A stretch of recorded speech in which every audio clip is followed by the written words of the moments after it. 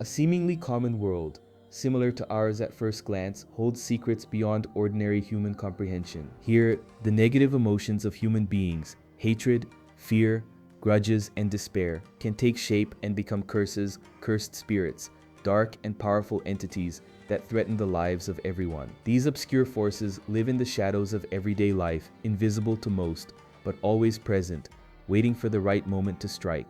These curses possess powers beyond understanding, often causing confusion even for those watching the anime. To face this evil, there are the Jujutsu sorcerers, warriors capable of manipulating cursed energy, extracted from human emotions themselves, transforming it into unique combat techniques and abilities capable of destroying even the most powerful curses. Each sorcerer carries a burden to protect humanity from this endless war between sorcerers and curses. At the center of this struggle is Yuji Itadori, an ordinary young man with extraordinary strength, who finds himself involved in an unimaginable destiny upon ingesting a finger of Ryomen Sukuna, the king of curses, becoming the vessel for one of the most terrifying entities that ever existed. Now the line between light and darkness, humanity and curse, becomes thin, and Itadori needs to learn to control his power while facing enemies that defy all logic and monsters born from the worst of the human heart. In this video, we are going to get into all the details of this anime that has become one of the most famous in recent times, thanks to the high quality of its story, animation, and incredibly rich universe. Check out the mega recap of Jujutsu Kaisen now. As you can see, this video took a ton of work to summarize, record, and edit.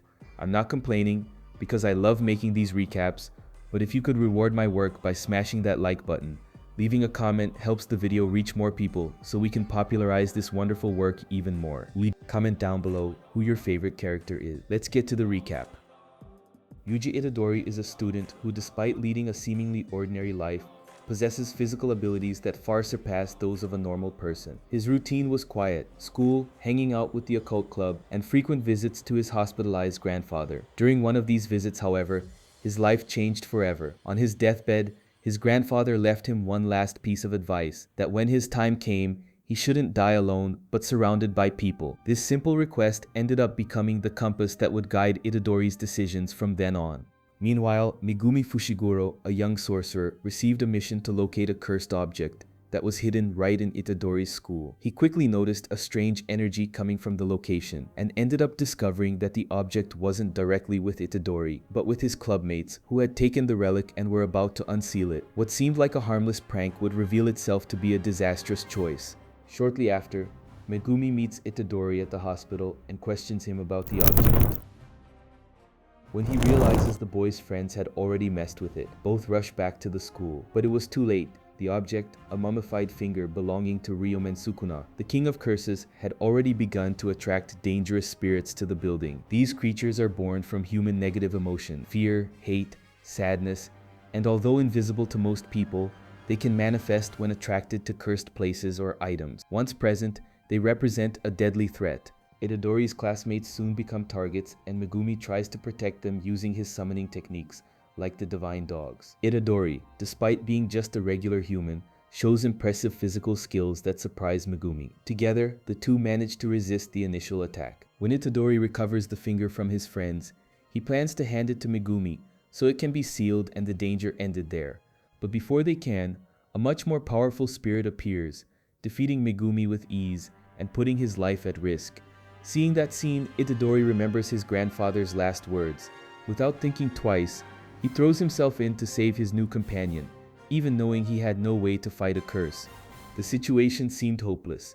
Megumi was exhausted, and Itadori understood that physical strength alone wouldn't be enough against a creature like that. Cursed spirits could only be exorcised using cursed energy, a power born from negative human emotion. For the majority, this energy simply leaks out unconsciously, but a select few can control it and utilize it in combat. These are the Jujutsu sorcerers. Without this ability, Itadori wouldn't stand a chance, but driven by desperation and the desire to protect, he made an extreme decision. He remembered that Sukuna's finger was charged with cursed energy, so in an act of reckless and irreversible courage, he swallowed the artifact, sealing the beginning of a transformation that would change his destiny forever. Few people in the world can consciously manipulate cursed energy. These rare individuals are called Jujutsu sorcerers.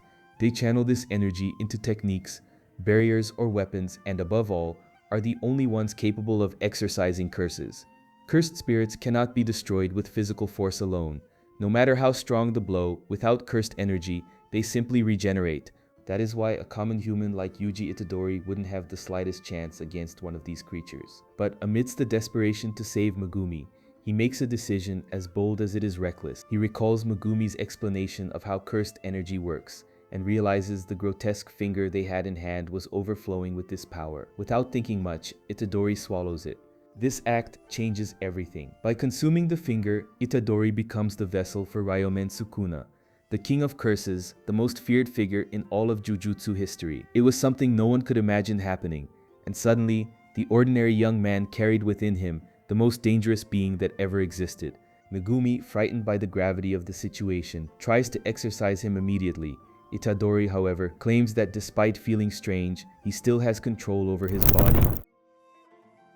In the middle of the tension, Satoru Gojo appears to assess what is happening. He listens to what Itadori has to say and decides to run a test. He asks the boy to hand the body over to Sukuna for just 10 seconds. Itadori accepts the challenge, and Sukuna takes control.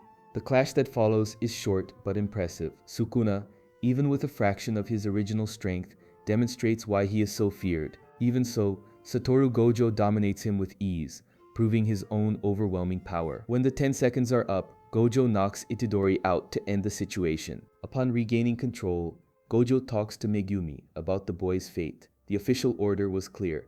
Itadori was to be executed, but there was something about him that no one could ignore. Never before had someone managed to contain Sukuna without being completely dominated.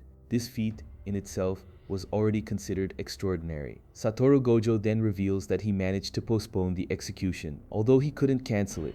To better explain the risk, he tells Itadori who Sukuna really was. During the Heian era, known as the Golden Age of Jujutsu, Sukuna was a sorcerer so powerful, he became known as the King of Curses. In life, he was invincible.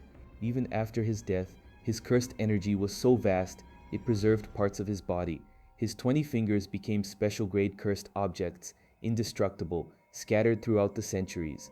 No sorcerer has ever managed to destroy them. Sukuna planned this, in the hopes of one day resurrecting.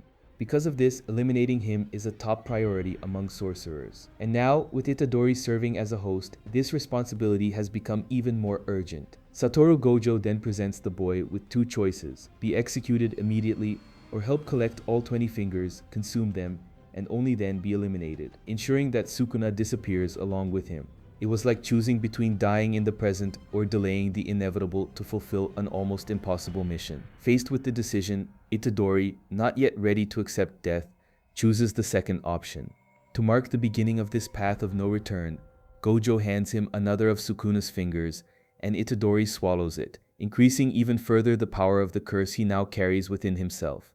After deciding to follow the path of a Jujutsu sorcerer, Itadori is taken by Satoru Gojo to Tokyo Jujutsu High, where he needs to pass an interview with Principal Masamichi Yaga. Right at the start, Yaga asks why Itadori wants to become a sorcerer. The boy replies that he wishes to save as many people as possible, remembering his grandfather's last words. However, the principal isn't so easily convinced.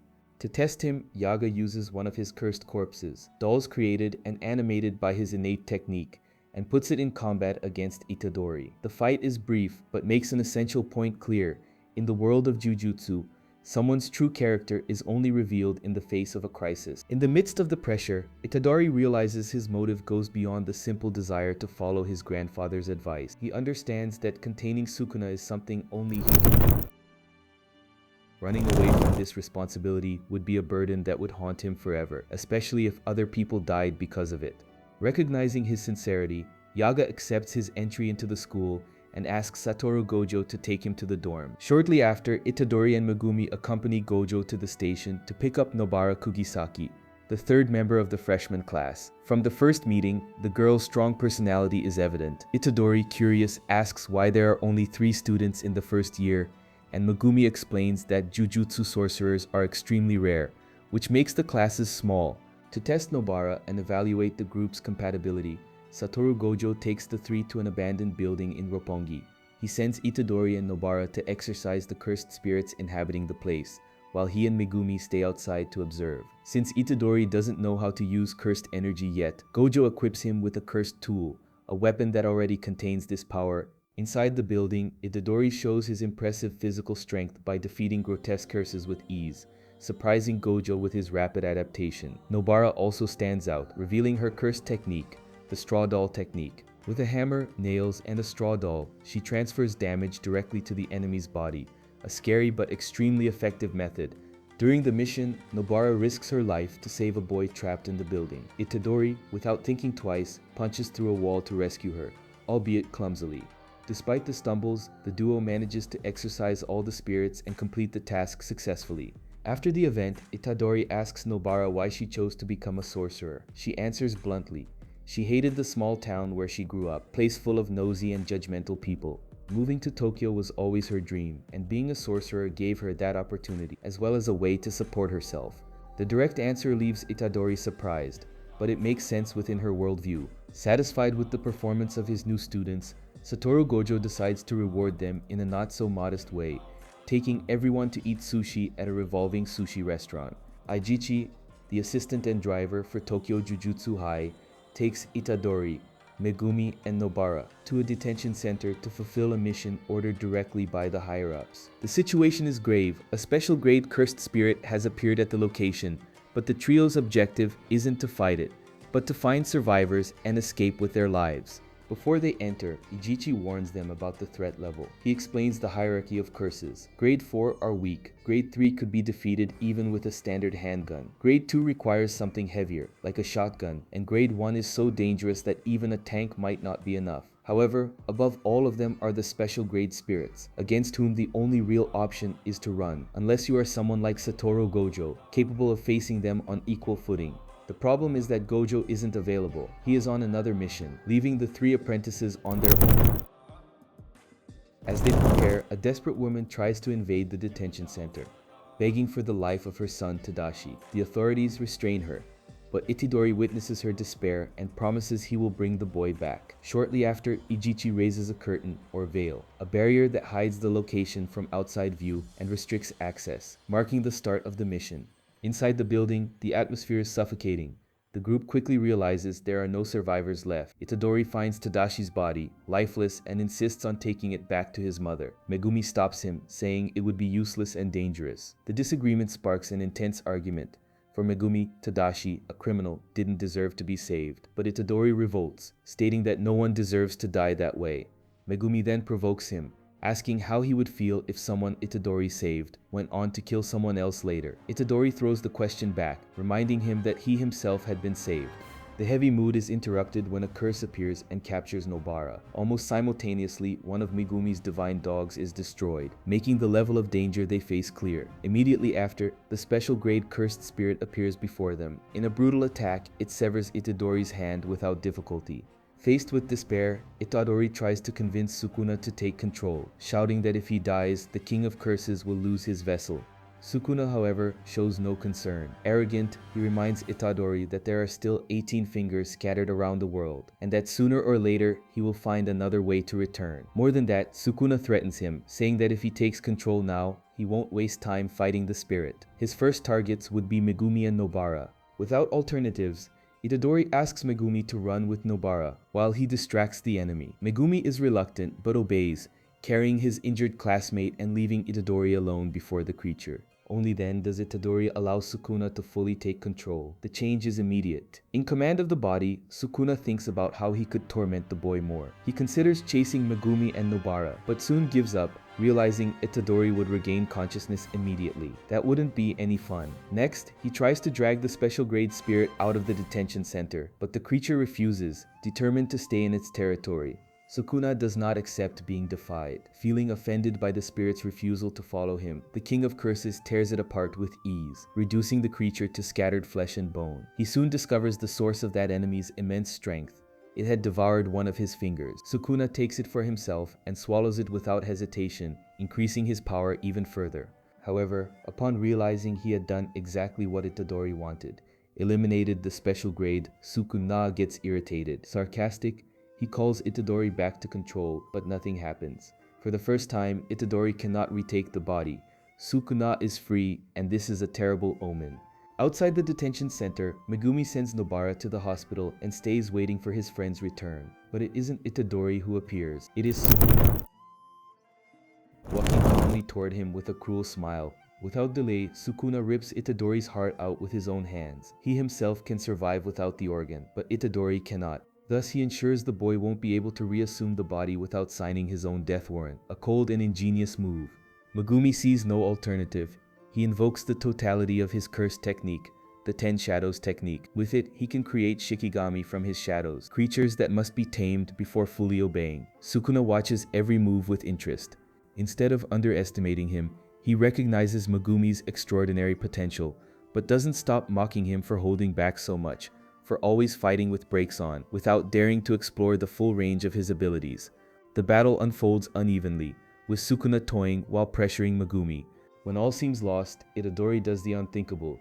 Through sheer force of will, he manages to retake control of his own body, but the price is fatal. Without a heart, he collapses and dies before Megumi's incredulous gaze. Sukuna just smiles, satisfied with the chaos he left behind. The news of Itadori's death reaches Satoru Gojo, and his fury turns immediately toward the higher-ups of Jujutsu Society. It becomes clear to him that it was all a cunning plan, sending 3 first-years to face an impossible mission, while Gojo was away. The conservative leaders never accepted Itadori's existence as Sukuna's vessel. To them, he represented an unacceptable risk, a ticking time bomb that should be eliminated as soon as possible. Satoru Gojo always argued that executing Itadori was a colossal mistake. Never before had someone existed capable of containing Sukuna, and wasting this opportunity would be foolish. But instead of cooperation, the higher-ups manipulated the situation to serve their own interests. Now Gojo has even more reason to despise them. Although, being the most powerful sorcerer alive, his word still carries a weight that can rarely be ignored. Meanwhile, Nobara and Megumi are immersed in mourning for the loss of their companion. It is in this moment of pain that the second-year students from Tokyo Jujutsu High appear. Megumi introduces them, Maki Zenin, a specialist in hand-to-hand combat, lethal with weapons and extremely skilled, despite possessing very little cursed energy and depending on special glasses to see curses, and Toge Inumaki, who communicates only through words related to onigiri ingredients, since his cursed speech impregnates his orders with energy capable of forcing anyone who hears to obey. Among the second-year veterans was also Panda, who was not a simple cursed corpse,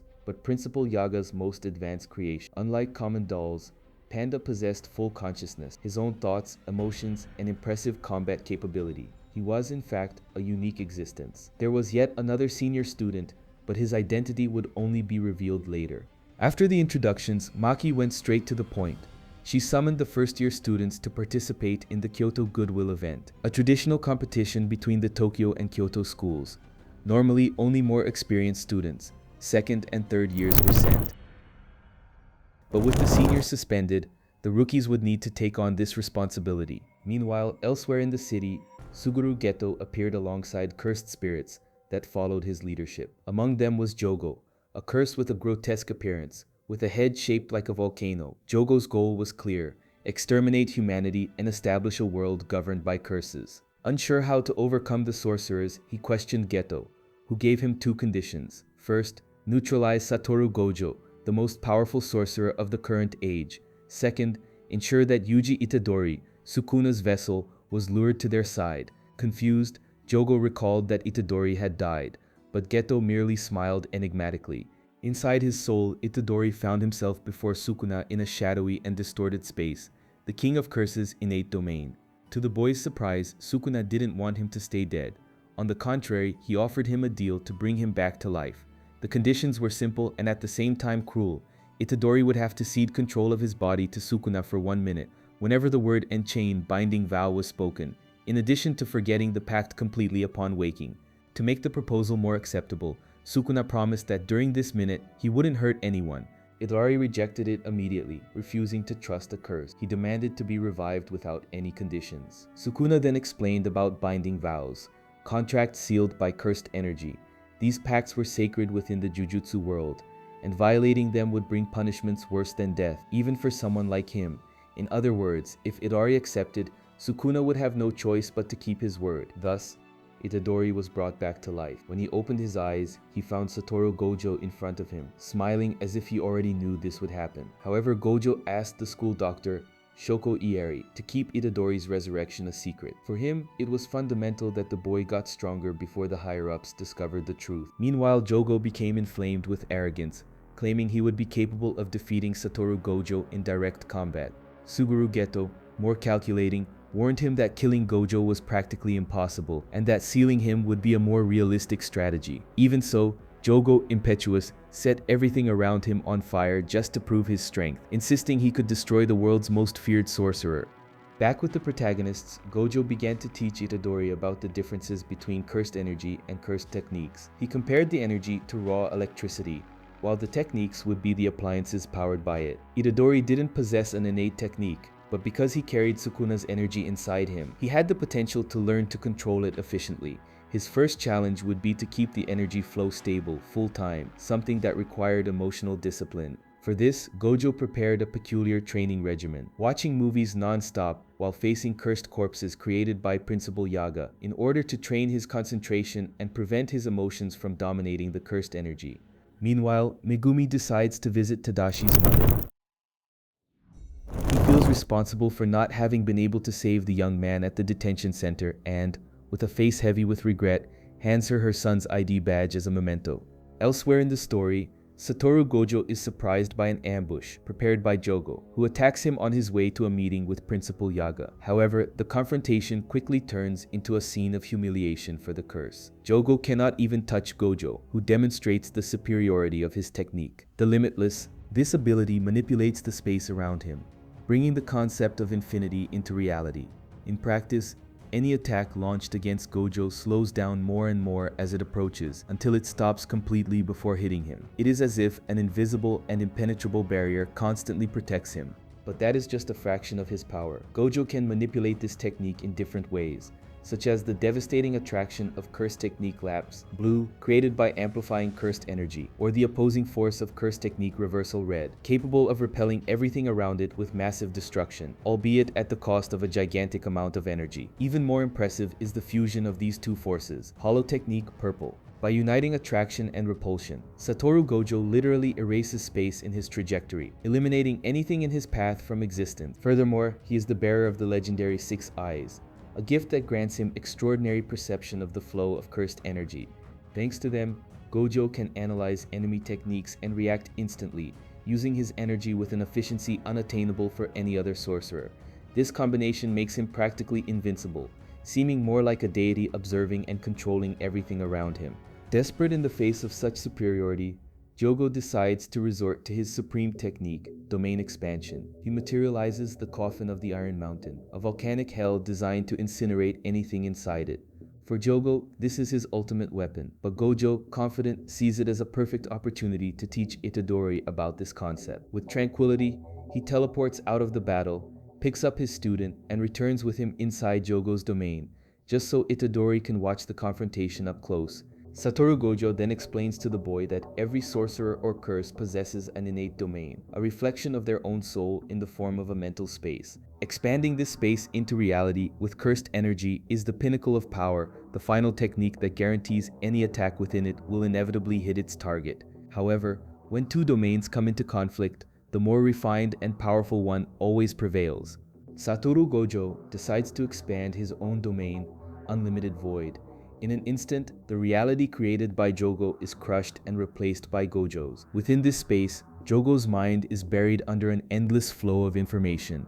Every stimulus is multiplied to infinity, until his brain can no longer process anything. He becomes paralyzed, completely defenseless against Gojo's technique. Even so, Gojo closes the domain without eliminating Jogo. He still wants to understand why he was attacked so hastily.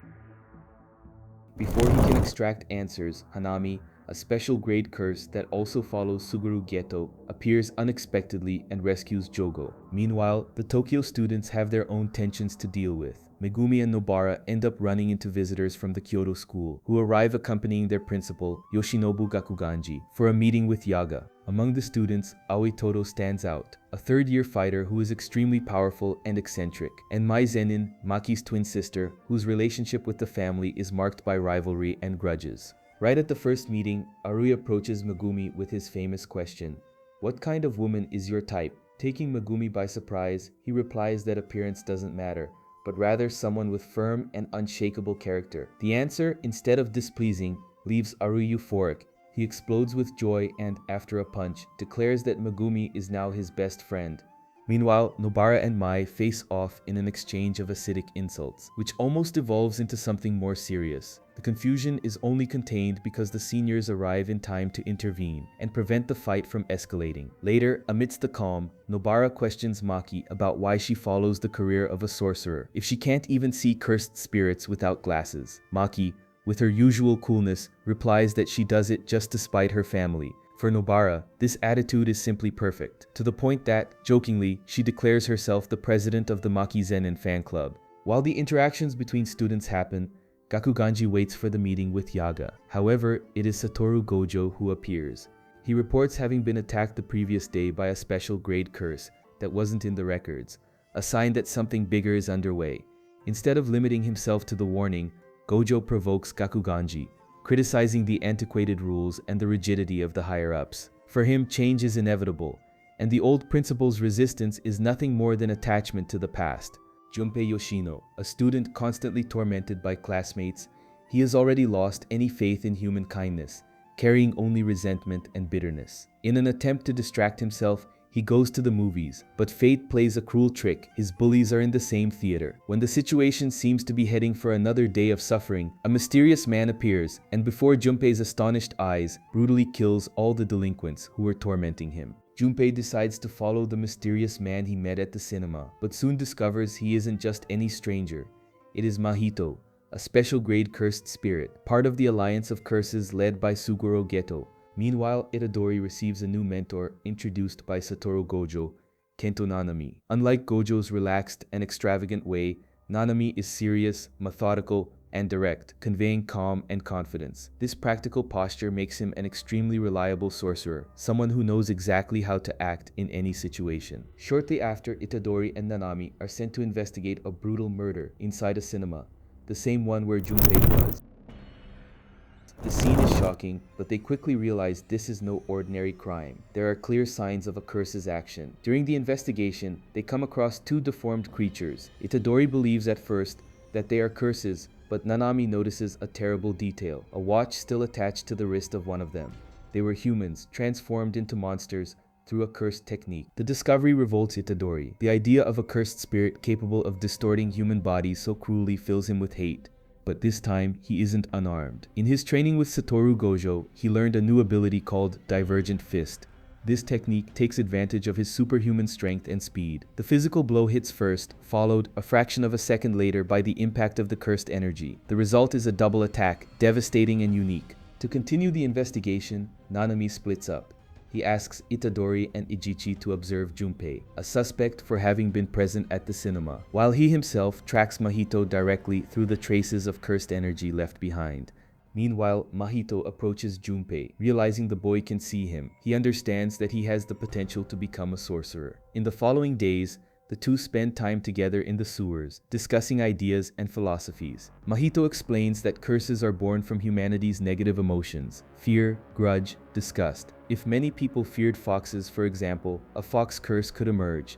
However, those that spring from more universal fears like death, the sea, or natural disasters become immensely more powerful. Intrigued, Junpei asks Mahito what kind of curse he is. The spirit smiles, almost amused, and replies that he is a curse of the human type, born from the fear and hatred that humans feel for themselves. The revelation is terrifying, but Junpei doesn't back away.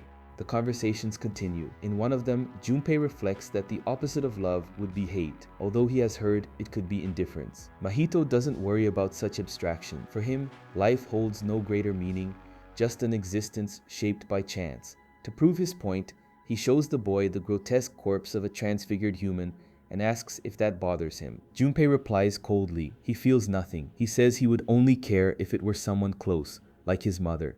For him, most people are cruel and despicable, and perhaps that dead person just got what they deserved. Mahito watches Junpei with an enigmatic smile and tells him there is no use looking for reasons or principles to justify human actions. For him, living is as simple as satisfying hunger. When you feel like eating, you eat. Likewise, when you feel like killing, you just kill. Life, according to Mahito, carries no greater purpose. We are born, We do what we desire, and inevitably we die. To reinforce his distorted vision, he even promises to help Junpei eliminate anyone he wants. After this disturbing conversation, Junpei returns home without imagining he was being watched. Itadori, accompanied by Ijichi, spots him and decides to follow him discreetly. The two come up with a plan to find out if Junpei has any connection to the recent murders. The idea is to release a low-level cursed spirit in front of him and observe his reaction. If Junpei can see the creature, it will be proof that he has some connection to the world of curses, and this will open the way for more questions about what he might have seen at the cinema. Meanwhile, in the sewers, Nanami searches the place looking for Mahito. He wishes to exorcise the curse as soon as possible. Methodical, Nanami establishes a strict routine even for his work as a sorcerer. Start at 10 in the morning and finish at 6 in the evening without accepting overtime. Nanami possesses a cursed technique called the ratio technique. With it, he identifies the weak point of any target by mentally dividing it into proportions of 7:3, thus guaranteeing precise critical hits. Mahito, on the other hand, is the owner of a much more sinister ability, idol transfiguration. This technique allows him to manipulate a person's soul with a simple touch. Since the body follows the shape of the soul, the result is the grotesque deformation of the victim, who goes on to live in a condition of pain and monstrosity. When he finally finds Mahito, Nanami quickly realizes he isn't just any enemy. Noting his connection to Jogo, the spirit who had already faced Satoru Gojo, Nanami understands he is facing another special grade being. For him, a grade 1 sorcerer, the challenge would be risky.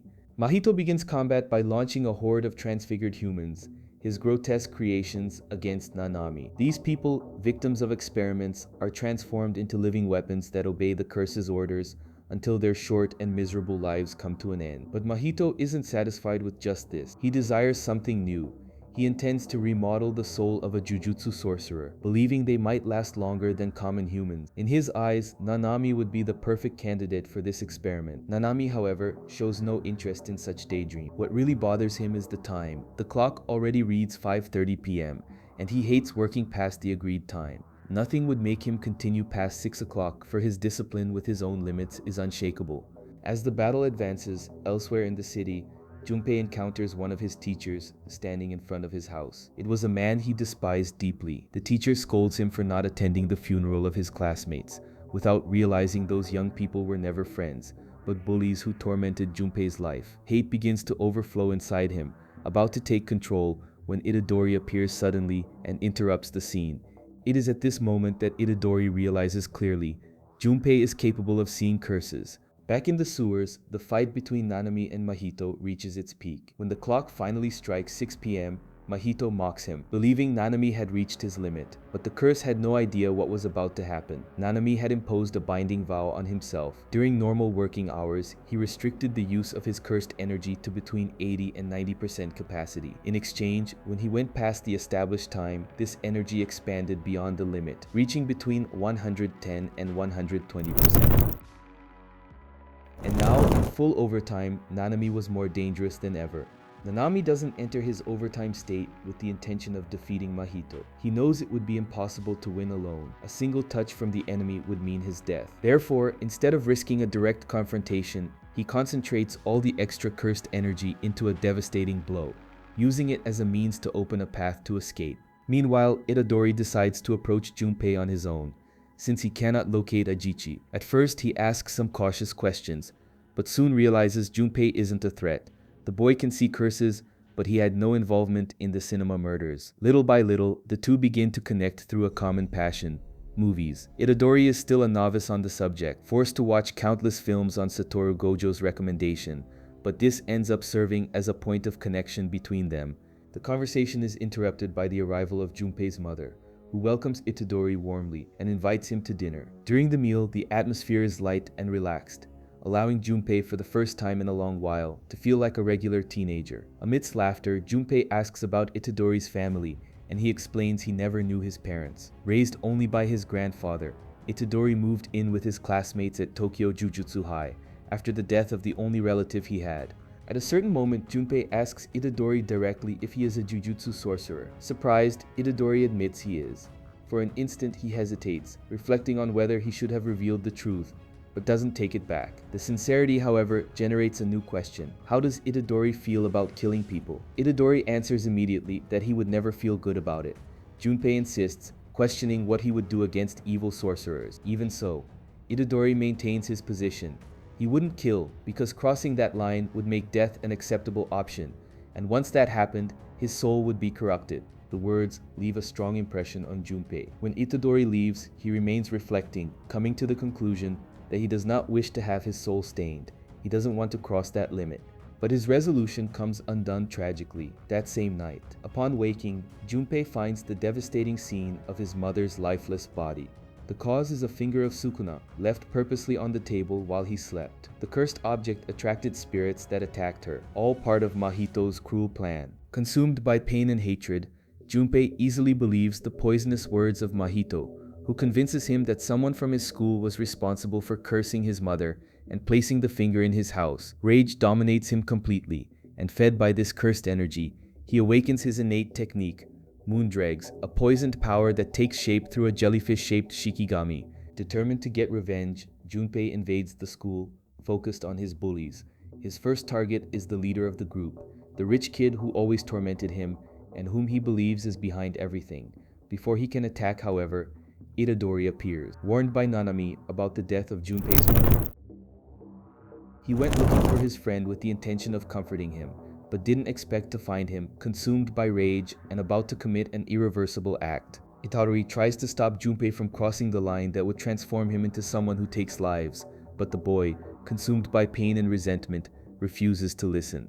The cigarette burn marks still stamped on his forehead are like scars of everything he suffered, symbols of a life marked by cruelty. With a resigned expression, Junpei releases his jellyfish Shikigami, Moondregs, and launches a poisoned attack against Itadori. However, the poison has no effect. Inside Itadori dwells Sukuna, the king of curses, immune to toxins of any kind, and consequently, Itadori is also unaffected. Despite the offensive, Itadori manages to subdue Junpei, but instead of finishing him off, he chooses compassion. With words charged with sincerity, he begs Junpei not to lose himself on that path. For an instant, the boy's heart seems to waver. The anger begins to subside, and he seems willing to listen. It is at this moment that Mahito appears. With a simple touch, he distorts Junpei's soul, using his idol transfiguration to transform him into another one of his grotesque creations. In his last moments of consciousness, Junpei understands the bitter truth. He had been tricked, used, and manipulated by another abuser, just as had happened so many times before. The shock drives Itadori to the brink of madness. In despair, he begs Sukuna to heal Junpei, offering anything in return. Sukuna, however, only laughs with contempt and refuses. Mahito watches, perplexed. His plan consisted of forcing Itadori to establish a pact with Sukuna, handing over control of his body, but it had failed from the start. Transfigured humans cannot be restored, not even by Sukuna himself, and besides, the pact between Sukuna and Itadori had already been made under other circumstances. The King of Curses' interest simply didn't exist. With Junpei's death, Itadori's pain turns into pure hate. He swears to crush Mahito by any means. Unlike Nanami, who needed to avoid direct touch to not be killed, Itadori possesses a unique advantage. When Mahito tries to manipulate his soul, he ends up touching Sukuna's essence and receives a brutal reprimand. The fight intensifies, and soon Nanami appears to support Itadori. Despite promising he would scold him later for getting involved alone with Junpei, now he unites with the boy against Mahito. The enemy realizes Itadori is more dangerous than he imagined. Not only is he capable of hurting him physically, but he also possesses the rare capacity to strike his soul. To contain this threat, Mahito releases a multitude of transfigured humans. The sight tears Itadori apart inside. He never wished to take the lives of innocents, let alone people manipulated and deformed against their will. But faced with the risk of leaving Nanami vulnerable, he has no choice. With a heavy heart, he ends their suffering, each blow increasing his rage against Mahito even further. The battle pushes Mahito to the limit, forcing him to reveal his greatest weapon, domain expansion, self-embodiment of perfection. But, fearing repeating the mistake from before, he excludes Itadori from his space, avoiding the risk of coming into direct contact with Sukuna again. Inside the domain, Nanami feels the weight of the situation and, for a moment, reflects on his own life. He remembers the time he abandoned sorcery right after graduating from Jujutsu High, believing the job was a useless burden.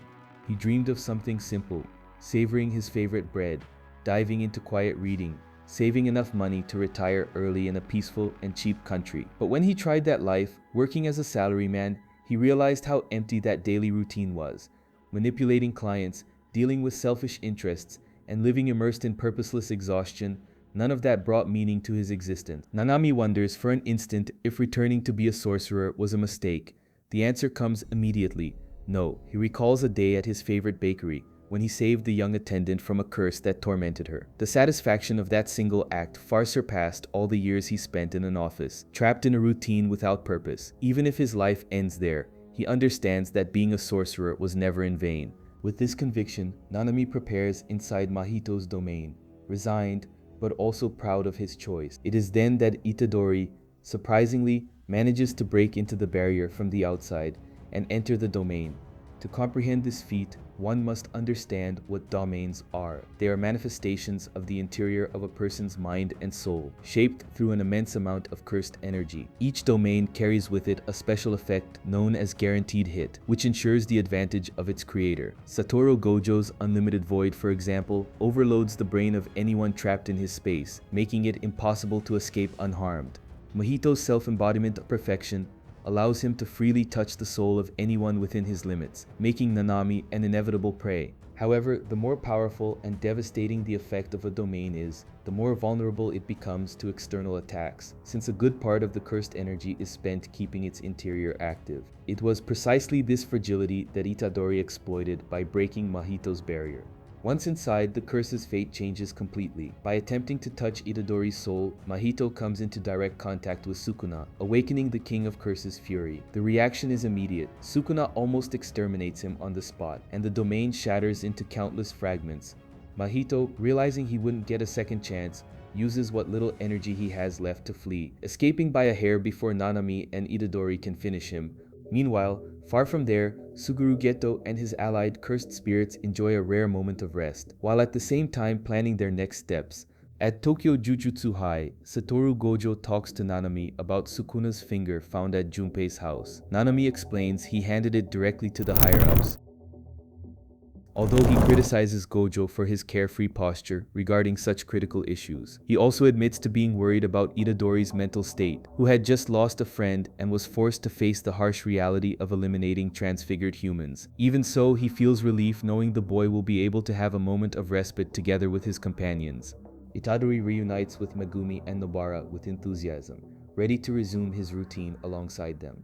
As the exchange event between the schools is about to begin, he doesn't hide his excitement to compete.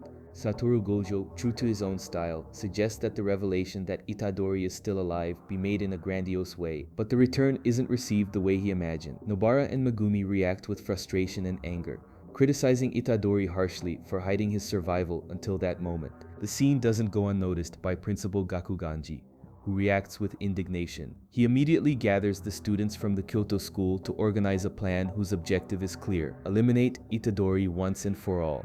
Momo Nishimiya, a third-year student from Kyoto, is fiercely protective of her friend Mai. Among the other students was Mekamaru, a second year whose existence was unusual. His body was nothing more than a living puppet, sustained by cursed energy. Narutoshi Kamo, from the third year, stood out for his obedience and idealism, while Mai Zenin carried the constant shadow of being Maki's twin sister. Aoi Todo, also a senior, drew attention for his eccentric personality, and Kasumi Miwa, from the second year, showed herself to be always cheerful and kind, taking care of her colleagues. Leading the group was Yutaime Iori, who harbored a deep grudge against Satoru Gojo, something that didn't come from a simple whim, but from concrete reasons. Principal Gakuganji gathered the students and announced that Yuji Itadori, Sukuna's vessel, was before them. He said that Sukuna was the greatest curse in existence, and, for that reason, Itadori needed to be eliminated. The group's reaction, however, wasn't what he expected. Most of the students didn't give importance to his words, except Kamo, who took the order seriously.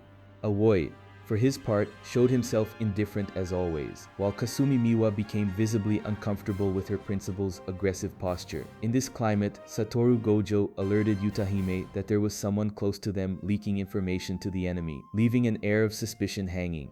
When the exchange event began, the Tokyo students decided that Aoi would be left for Itadori to face alone. After all, Awai was the strongest among the Geto students, representing a real threat. Maki made it clear to Itadori that his function was only to delay him, giving time for the others to complete the mission of exorcising the cursed spirits in the area. For her, Itadori was just an extra player, someone whose elimination wouldn't compromise the victory.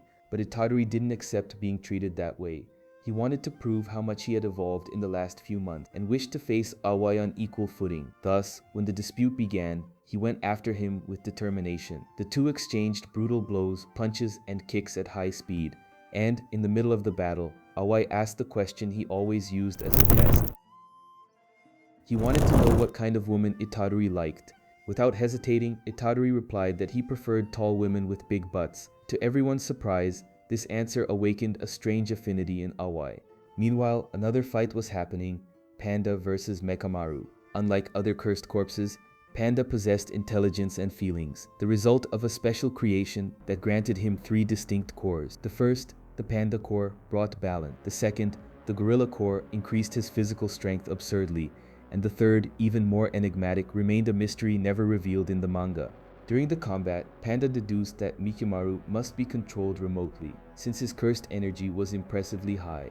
He concluded that his enemy's real body would be nearby. However, this assumption proved incorrect. Mekamaru revealed that his real body wasn't there, and that his life was marked by a heavenly restriction. Since birth, he had been forced to carry a fragile and sick body, while the power he possessed came as a counterpart to this vow imposed by fate. Despite his huge production of cursed energy, he admitted not wanting that burden, nor even to be a sorcerer. His true desire was simple, to live like a regular person, in peace, without the weight of battles. Taken by the frustration of his destiny and irritated to see a cursed corpse like Panda living freely, Mekamaru releases almost all his cursed energy in a single devastating attack. Panda falls but remains undefeated. Instead, he awakens his gorilla core, revealing impressive brute strength. With relentless blows, he overloads Mekamaru until defeating him. Despite the hardness of the fight, Panda demonstrates compassion. He tells Mekamaru he would like to meet his real self someday so they could hang out as friends. These unexpected words draw a small genuine smile from Mekamaru, perhaps the first in a long time.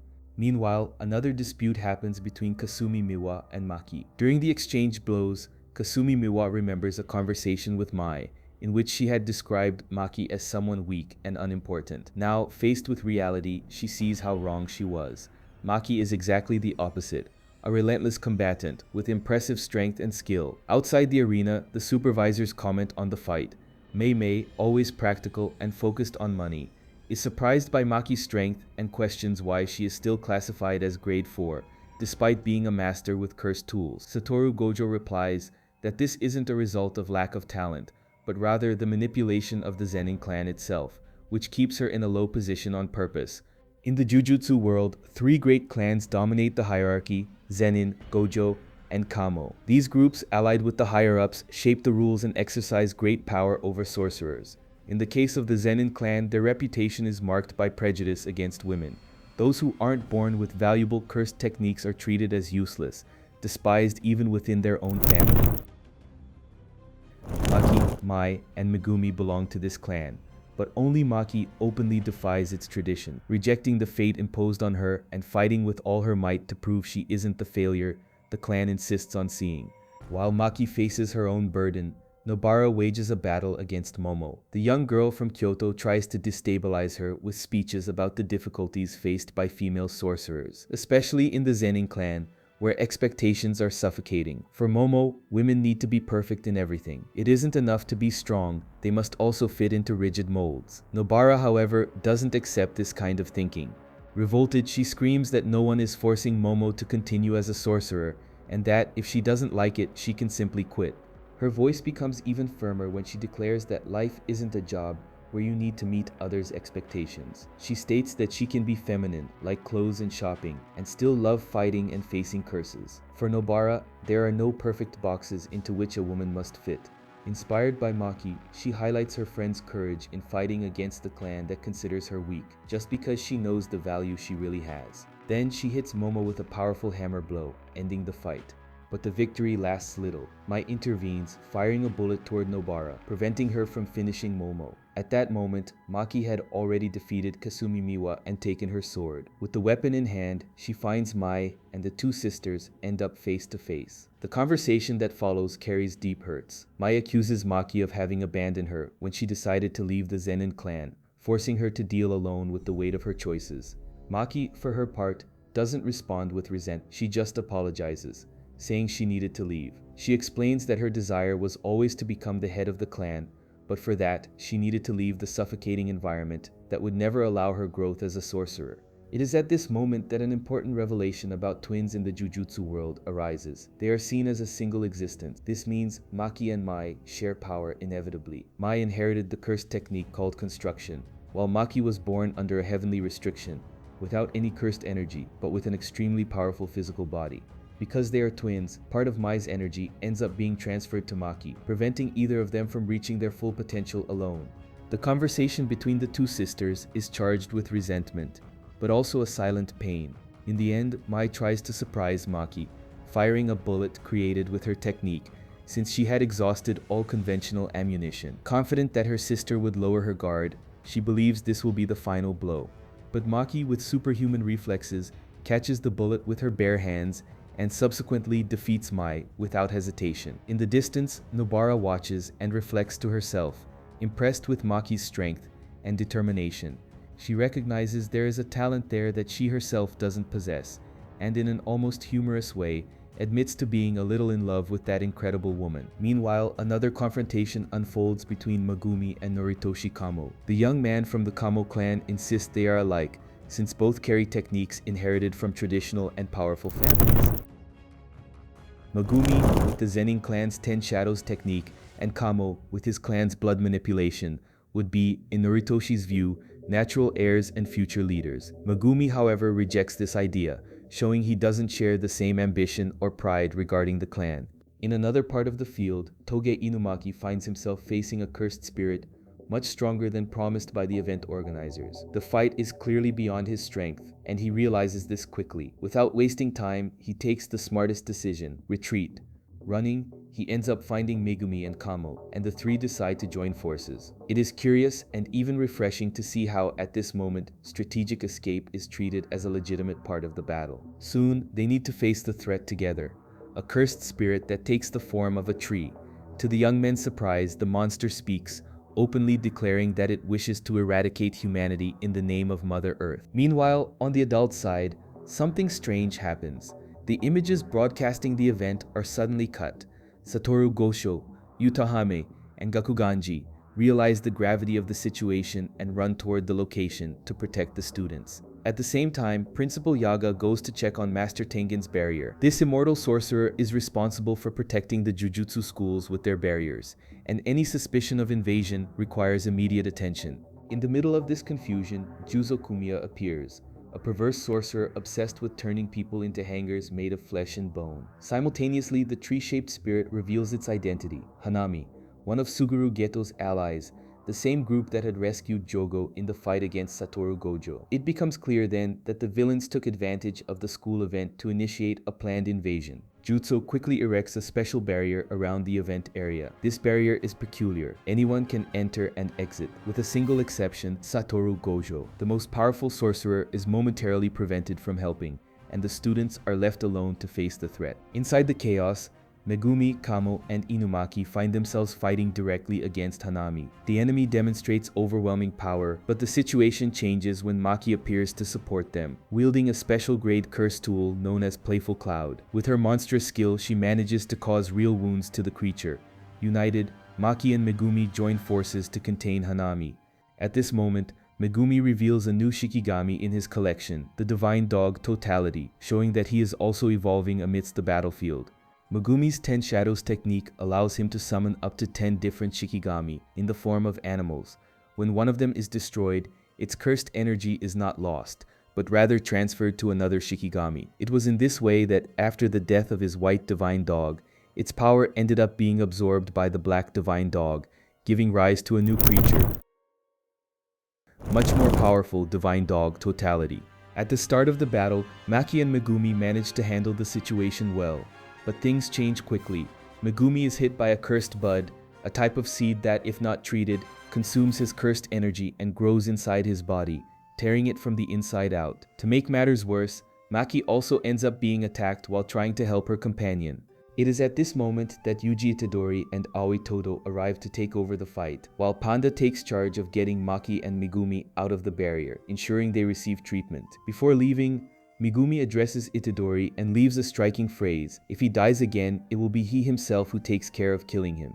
With the fight underway, Ai establishes a condition to help Itadori against Hanami. He will only step in after Itadori is capable of executing a Black Flash. This technique is extremely rare, as it only happens when the sorcerer manages to land a blow in perfect mental and physical sync, infusing cursed energy in the exact interval of 1/1,000,000th of a second after impact. This causes a spatial distortion that generates black lightning and multiplies the force of the attack by 2.5 times, making the blow a perfect fusion between technique and brute force. Despite the difficulty, Itadori quickly masters the technique, reaching Kento Nanami's record by performing 4 consecutive Black Flashes. At that moment, Aoi also enters the action and reveals his special technique. A simple but incredibly effective technique, it allows him to instantly swap the position of any person or object. Combining this ability with Itadori's strength, the two manage to pressure Hanami to the limit. To finish, Aoi uses Boogie Woogie to swap Itadori's position with Maki's Playful Cloud, allowing the protagonist to deal a devastating blow against the enemy. Cornered,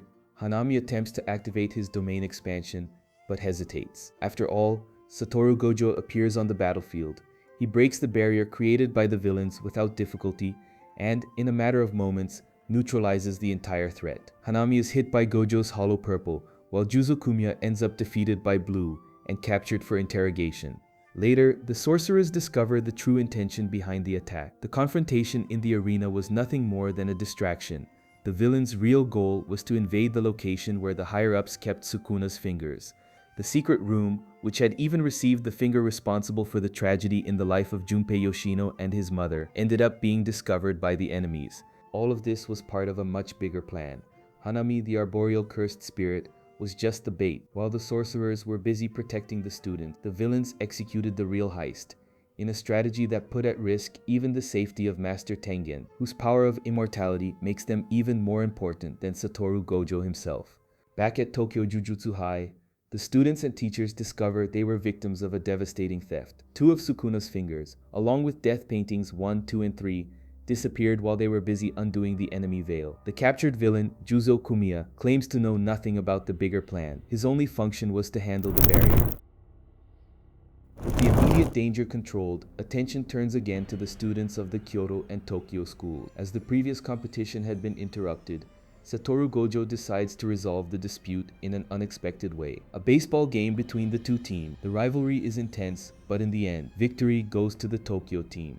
A short time later, Yuji Itadori, Megumi Fushiguro, and Nobara Kugisaki receive a new mission. They need to investigate a series of mysterious deaths linked to a middle school, accompanied by the assistant Akari Nita. Right upon arriving, they discover it is Megumi's old school. The local student's reaction makes it clear he left his mark there.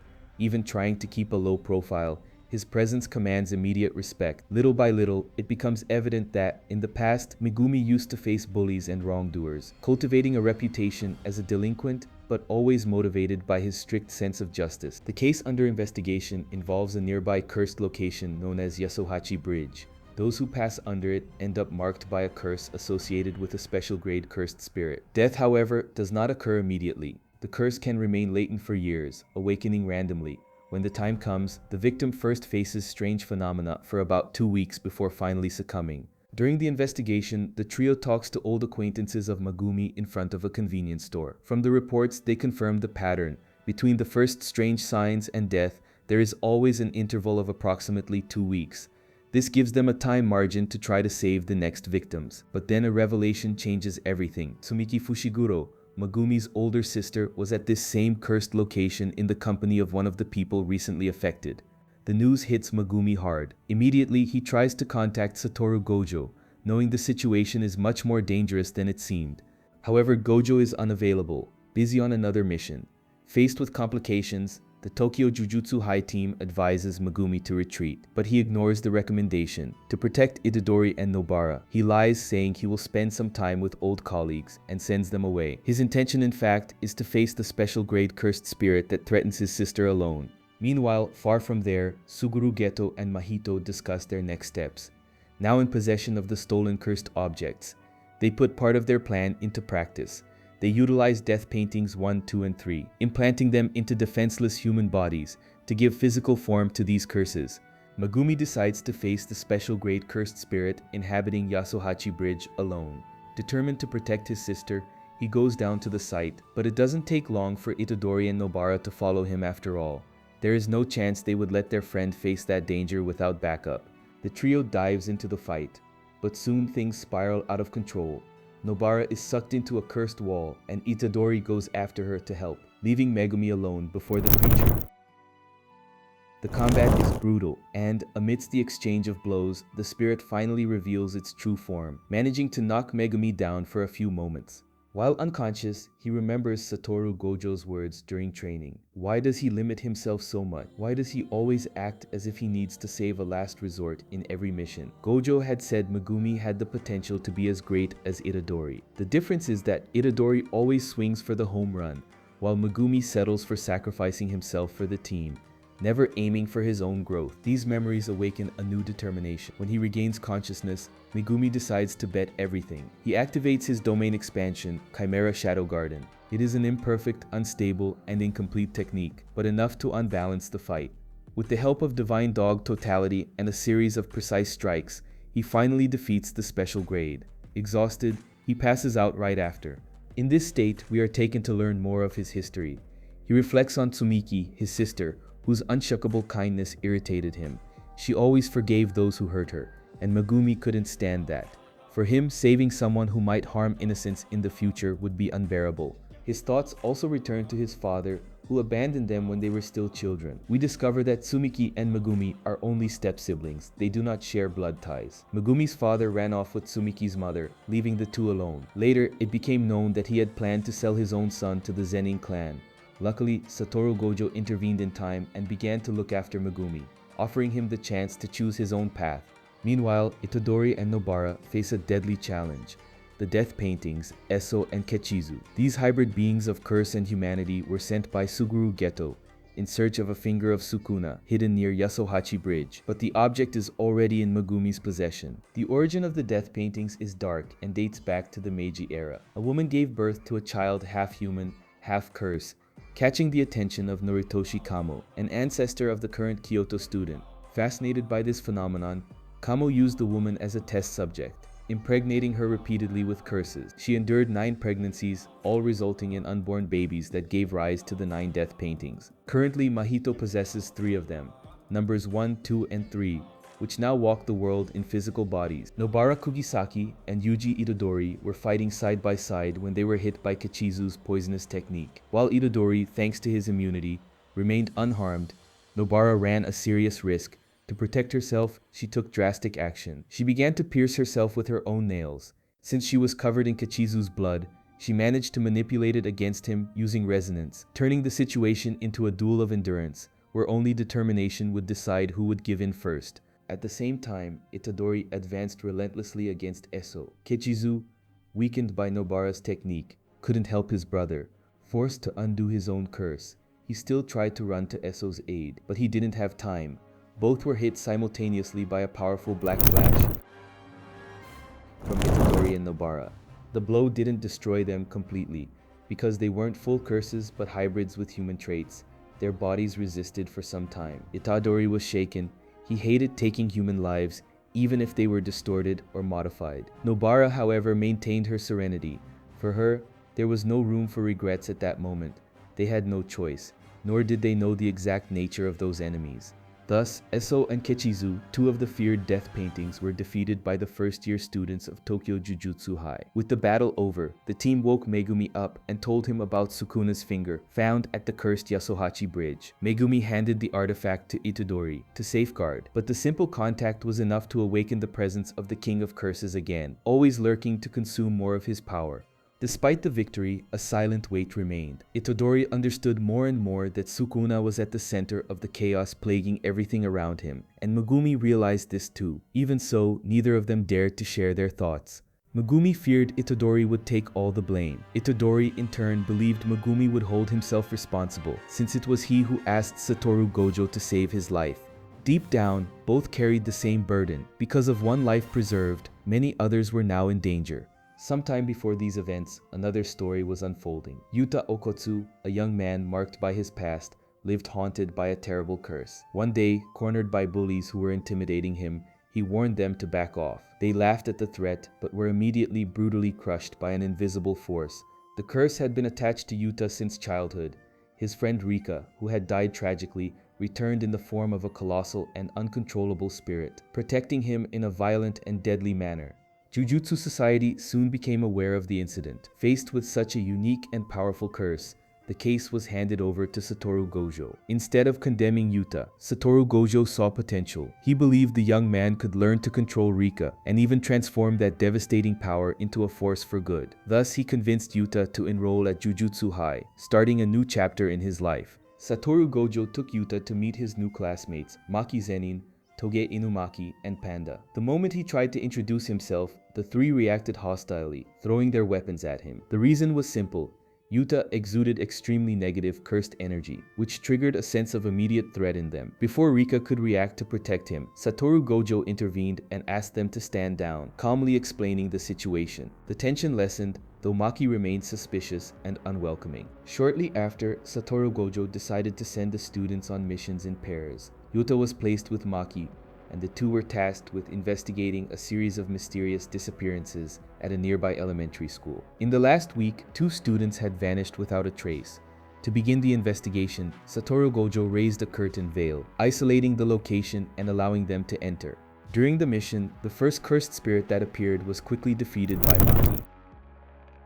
Inside the school, however, she didn't hide her disdain for Yuta. To her, he was just a protected novice, someone receiving privileges while others sacrificed their lives. When she took Yuta's ID card to check his rank, her expression changed completely. He was registered as special grade. The revelation shocked her, as it meant his power was recognized as something rare and extremely dangerous. Before they could discuss it further, a large cursed spirit emerged and swallowed both of them whole. Even worse, Maki's weapon was left behind, leaving her without resources to fight. Inside the creature's stomach, they found the 2 missing students, still alive but trapped. Unable to use her cursed tool, Maki questioned Yuta on why Rika wasn't protecting him. He confessed he didn't know how to control her and that her manifestation didn't depend on his will. Shortly after, Maki fainted due to the curse's influence, leaving Yuta desperate. Driven by anger and helplessness, he screamed Rika's name with all his might, using the ring she had given him in childhood to reinforce the bond between them. This time, the connection worked. Rika materialized with all her fury and power, crushing the spirit and freeing those trapped inside. After the incident, Satoru Gojo instructed Yuta to gradually channel Rika's power into a katana of his choice. This way, he would have a means to defend himself without relying exclusively on her spontaneous manifestation. But for that, he needed to learn how to handle the weapon correctly, and there was no one better to train him than Maki Zenin, a specialist in cursed tools.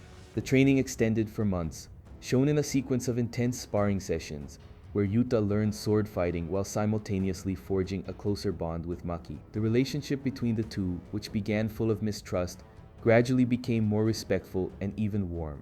On one of these training days, Satoru Gojo assigned a mission to Toge Inumaki and asked Yuta to accompany him. Not as a combatant, but as an observer. The objective was to exorcise a grade 2 cursed spirit at a construction site. Ijichi also accompanied them, explaining the details of the task and raising a curtain around the area to isolate the curse. Before leaving for combat, Inumaki made a stop at a convenience store to buy throat medicine. Yuta, who until then found him mysterious and intimidating, began to realize, by observing his gestures and calmness, that he wasn't that scary, certainly not as much as Maki used to be. At the construction site, they encountered small cursed spirits in the form of fish. Yuta watched as Inumaki prepared himself. With just a single word from his cursed technique, cursed speech, he eliminated the enemies all at once, demonstrating how lethal and efficient his ability could be. When the mission seemed to have come to an end, Yuta and Inumaki tried to cross the curtain to leave the site, but something stopped them. The barrier remained intact, as if being manipulated by someone from the outside. Soon, the presence behind it revealed itself, Suguru Geto. His appearance didn't correspond exactly to what Yuta imagined, but his aura was unmistakable. Before they could react, a semi-grade 1 cursed spirit appeared to attack them. Amid the tension, Yuta thought fast and handed Inumaki the throat medicine he had bought. With his voice strengthened, he managed to launch a cursed word with even more intensity, reducing the spirit to nothing. The immediate danger was eliminated, but the shadow of Suguru Geto continued to loom over them. The true threat wasn't the defeated spirit, but Suguru Geto himself. In the past, he had been an exemplary Jujutsu sorcerer, and above all, Satoru Gojo's best friend. However, something in his worldview had become distorted, transforming him into the curse user, who now presented himself as an enemy. His hatred for ordinary humans, monkeys, grew to the point of desiring a world only for sorcerers, without the obligation to protect the weak. To make this goal possible, Suguru Geto had been accumulating resources, followers, and an army of curses. His cursed spirit manipulation technique allowed him to absorb and store spirits to use as weapons, making him one of the most dangerous sorcerers in existence. Meanwhile, at the Tokyo Jujutsu High, Satoru Gojo discovered his old friend's latest plans. The news brought a melancholic expression to his face, remembering who Suguru Geto had once been. When telling everything to Principal Yaga, the reaction was fury. It was painful to know that someone who was once his student had become such a massive threat. Their reflection was interrupted by the appearance of Suguru Geto himself. He arrived riding a colossal cursed bird, surrounded by his new allies, and made a terrible announcement. He planned to release 2,000 cursed spirits in Shinjuku and Kyoto on the night of December 24th, shortly before midnight. After issuing the threat, he departed through the skies. Satoru Gojo remained motionless, overcome not just by anger, but by a silent concern. He knew Suguru Geto well, and knew he would never enter a war without believing he could win it. But that wasn't the real intention. The so-called night parade of 100 demons was nothing more than a distraction. Suguru Geto's true objective was to isolate Yuta Okotsu and kill him, to then absorb Rika and take her power for himself. On the night of December 24th, the sorcerers were prepared to face the announced invasion. However, the enemy did not appear. While Satoru Gojo wondered where Suguru Geto could be, he was surprised by an attack from Miguel, a foreign sorcerer from Kenya. The brutal fight had only one purpose: to keep him busy for as long as possible, while Suguru Geto headed to Tokyo Jujutsu High to put his true plan into practice. At the school, Yuta and Maki shared a rare moment of tranquility, until Suguru Geto suddenly appeared, interrupting the scene with taunts and disdain. At that moment, Satoru Gojo had already understood his old friend's strategy and sent Panda and Toge Inumaki to help protect Yuta, promising to join them as soon as he finished his battle against Miguel. The intervention, however, was not enough. Suguru Geto advanced with overwhelming force and defeated Maki, Panda, and Toge with cruelty, leaving them gravely injured. When Yuta witnessed the state of his companions, something inside him snapped. The pain and fury transformed into unshakable determination, setting the stage for the direct confrontation against Suguru Geto. Before the direct clash with Suguru Geto, Yuta gathered all his strength and applied reverse curse technique on Maki, Panda, and Toge. To everyone's surprise, he managed to partially heal the three, demonstrating an unexpected mastery of that complex technique. Next, he adapted Toge's ability, using cursed speech creatively against the enemy via a megaphone, and succeeded in hitting him. Even so, the power gap between the two was clear. Yuta wasn't at Suguru Geto's level, although he managed to achieve an impressive feat by landing a black flash against him. Suguru Geto didn't take long to retaliate. He gathered all the curses he possessed and condensed them into a gigantic sphere of energy, Uzumaki, launching it violently against Yuta. To further increase the pressure, he released a special grade curse, Tamamono Mae Incarnate. Faced with such a threat, Yuta made an extreme decision. He sealed a direct pact with Rika, asking to borrow all her power, even if it meant sacrificing himself. Channeling her energy completely through his body, he managed to unleash a devastating technique that hit Suguru Geto squarely, leaving him gravely wounded, on the brink of death, but still alive. With the battle over, Satoru Gojo arrived at the battlefield. Despite finding his old friend defeated, he still looked at him with the same softness as always, as if seeing in him a shadow of the past they shared. Everything seemed finally resolved, but one last issue remained: Rika's curse. It was then that the truth came to light. Rika hadn't cursed Yuta, as many believed. In reality, it was Yuta who had inadvertently trapped her. When she suffered the accident that took her life, Yuta's despair in not accepting it screamed louder, Repeating in tears that she couldn't die, he bound her to this world.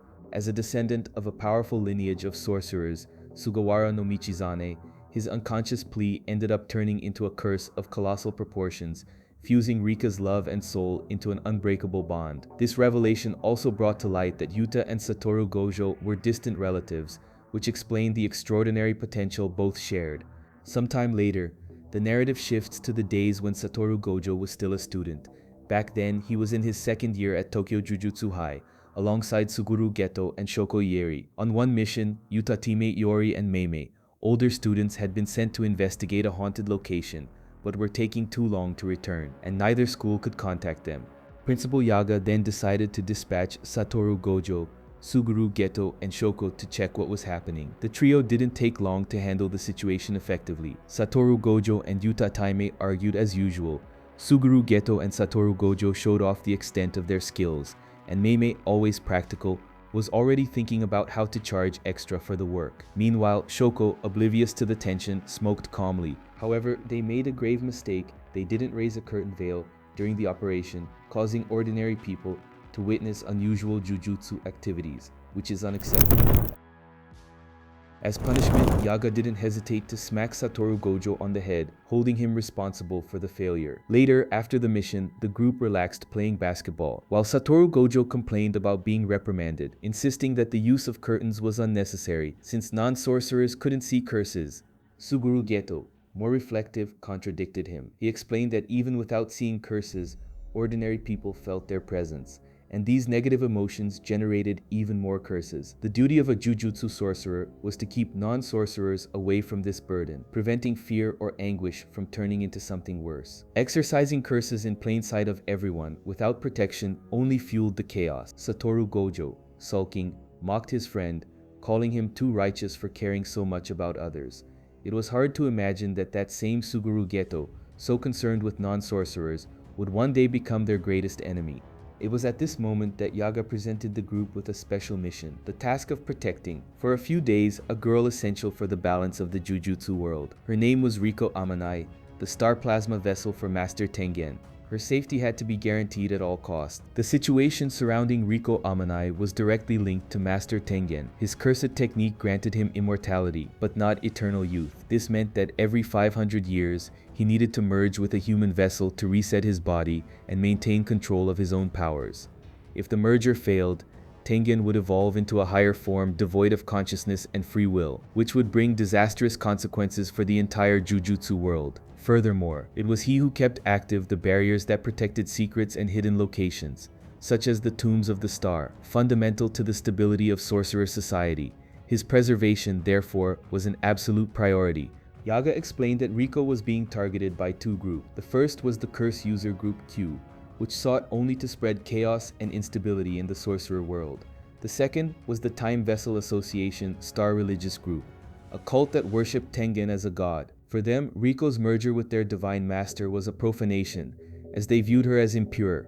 Thus, they were equally determined to kill her. While Satoru Gojo and Suguru Geto assumed the mission to protect the girl, they were surprised by an attack from Group Q. However, the assault didn't last long. Both handled the enemies with efficiency and ease, showing the strength they possessed even back then. After the combat, they finally found Riko Amanai and her guardian Misato Kuroba. To the two sorcerers, Riko seemed to be just an ordinary teenager, although the seriousness of the situation didn't seem to affect her. It was as if she refused to accept the weight of the destiny awaiting her. Satoru Gojo believed it would be more prudent to take Riko to Tengen immediately, allowing her to wait in safety behind the barriers. However, Tengen himself instructed the two to respect the girl's final days and allow her to live as she wished until the moment of the merger. Suguru Geto agreed with the decision, conscious of how little normal life remained for Riko. Reluctantly, Satoru Gojo ended up accepting the order. Meanwhile, another player entered the scene. Toji Fushiguro, known as the Sorcerer Killer, had been hired by the Time Vessel Association to eliminate Riko. This organization, composed of non-sorcerers, possessed enough wealth and influence to hire someone like Toji, even without having the power to act directly. Unlike Group Q, he represented a real and lethal threat. Toji, however, knew the task wouldn't be simple. Facing Satoru Gojo was a challenge few would dare to even consider. A sorcerer as talented as him was as rare as a unique gem, and many already recognized him as the strongest of his generation. Killing Satoru Gojo in direct combat would be practically impossible, which is why Toji engineered a more strategic plan. He placed a bounty of 30 million yen on Riko's life on an underground curse user forum. This move attracted a flood of mercenaries and curse users after the reward, turning Riko's protection into a constant battle. With every attack repelled, Satoru Gojo and Suguru Geto wore themselves out more, and that was exactly Toji's goal, to weaken the strongest sorcerer in the world before finally facing him face to face. While Satoru Gojo and Suguru Geto stood guard, waves of curse users appeared like swarms, all with the same goal, to eliminate Riko. Suguru Geto didn't hesitate to act. With impressive agility, he defeated an old man controlling Shikigami, showing not only his talent but also the physical strength he possessed. At the same time, Satoru Gojo faced an enemy using a cloning technique, neutralizing him without great difficulty. Despite all the power he already demonstrated, Satoru Gojo was still in a learning phase. He tried to use reverse curse technique to heal wounds but was unsuccessful. The technique was too complex for someone so young, even for someone with his talent. Although he already mastered advanced skills, he hadn't yet achieved the fusion between blue and red to create purple, nor did he fully master the manipulation of the limitless. Unlike the future, where this barrier would function automatically, at that time he still needed to maintain it manually, which required constant concentration and energy. Amid this scenario, Riko's guardian Kuroba was kidnapped. The captors sent a message demanding the group go to Okinawa to rescue her. Satoru Gojo, Suguru Geto, and Riko wasted no time and managed to bring her back shortly. After the rescue, the four enjoyed some moments of tranquility in Okinawa, almost like a rare pause amid the tension. It was at this point that two new faces entered the scene. Kento Nanami, still a first-year student, and his classmate Yu Haibara. While Satoru Gojo and Suguru Geto remained focused on protecting Riko, Nanami and Yu Haibara received the mission to ensure security at the airport, preparing for the return to Tokyo. Nanami viewed the task with gloom, as if it were just another boring obligation, but Yu Haibara, on the contrary, was full of enthusiasm, wanting to prove his worth, especially to Suguru Geto, whom he admired. When the time finally came to return, Suguru Geto showed concern for Satoru Gojo. He noticed his friend had been keeping his technique active for too long and questioned if that wasn't risky. Satoru Gojo, however, replied with confidence, guaranteeing it was under control. But as soon as they arrived at Tokyo Jujutsu High, Satoru Gojo deactivated his technique and momentarily closed his 6 eyes. It was exactly in that instant of vulnerability that Toji Fushiguro attacked. The strike was fast and surprising, leaving everyone stunned. Toji's blade, however, was ordinary, without cursed energy, which allowed Satoru Gojo to resist the initial attack. Instead of being shaken, Satoru Gojo kept his calm and directly questioned who that man was. The scene made Toji recall an old memory. Years before, he had tried to approach Satoru Gojo when he was still a child. He was surprised to realize the boy had noticed his presence immediately thanks to the 6 eyes. That had left Toji unsettled, as no one had ever detected him so easily. Since then, that memory accompanied him. Toji, like Maki, was a descendant of the Zenin clan, but viewed as a failure by the clan itself. The reason was simple: he possessed no cursed technique. In fact, his absence of energy was complete. This was due to a heavenly restriction, which paradoxically had transformed him into a peerless fighter. His body had been refined to the limit, with superhuman reflexes, strength, and speed. His 5 senses were so sharp he could perceive curses and Shikigami without relying on cursed energy.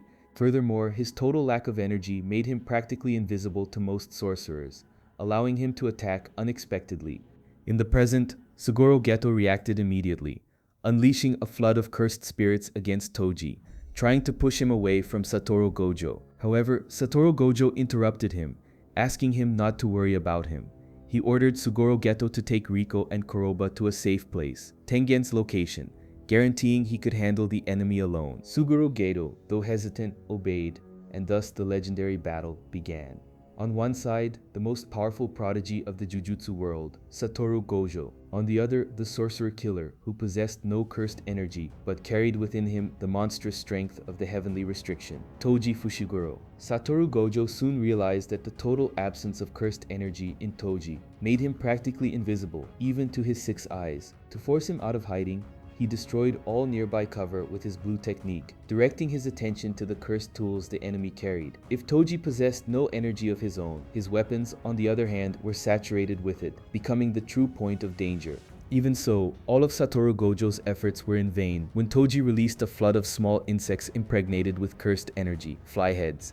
The swarm spread, creating absolute chaos, noise, and distractions everywhere. For a moment, Satoru Gojo suspected Toji had abandoned the fight to go after Suguru Geto and Riko. But soon the truth revealed itself to be brutal. Out of nowhere, Toji appeared wielding the inverted Spear of Heaven, a special grade cursed tool capable of nullifying any technique. In an instant, he broke through Satoru Gojo's defense, canceling the Limitless, and struck him in the neck. Giving no time for a reaction, he pierced his arms and legs repeatedly, reducing the prodigy to the brink between life and death. Meanwhile, elsewhere, Suguru Geto proceeded with Riko toward the merger site. On the way, he tried to learn the girl's final decision. Riko, with tears streaming down, confessed she didn't want to merge with Tengen. There were still so many things she wanted to experience, so many experiences she hadn't known yet. Suguru Geto smiled gently and assured her she didn't need to follow that destiny if she didn't want to. He and Satoru Gojo would be by her side no matter the choice she made. But before he could finish the sentence, a gunshot echoed. A bullet passed through Riko's skull, killing her instantly. Toji had just sealed the girl's fate before the powerless eyes of Suguru Geto. Shocked and consumed by rage, Suguru Geto launched all his strength against the enemy. Cursed spirits were summoned en masse. Ferocious attacks tried to crush Toji from all sides, but the enemy dodged with almost mocking ease.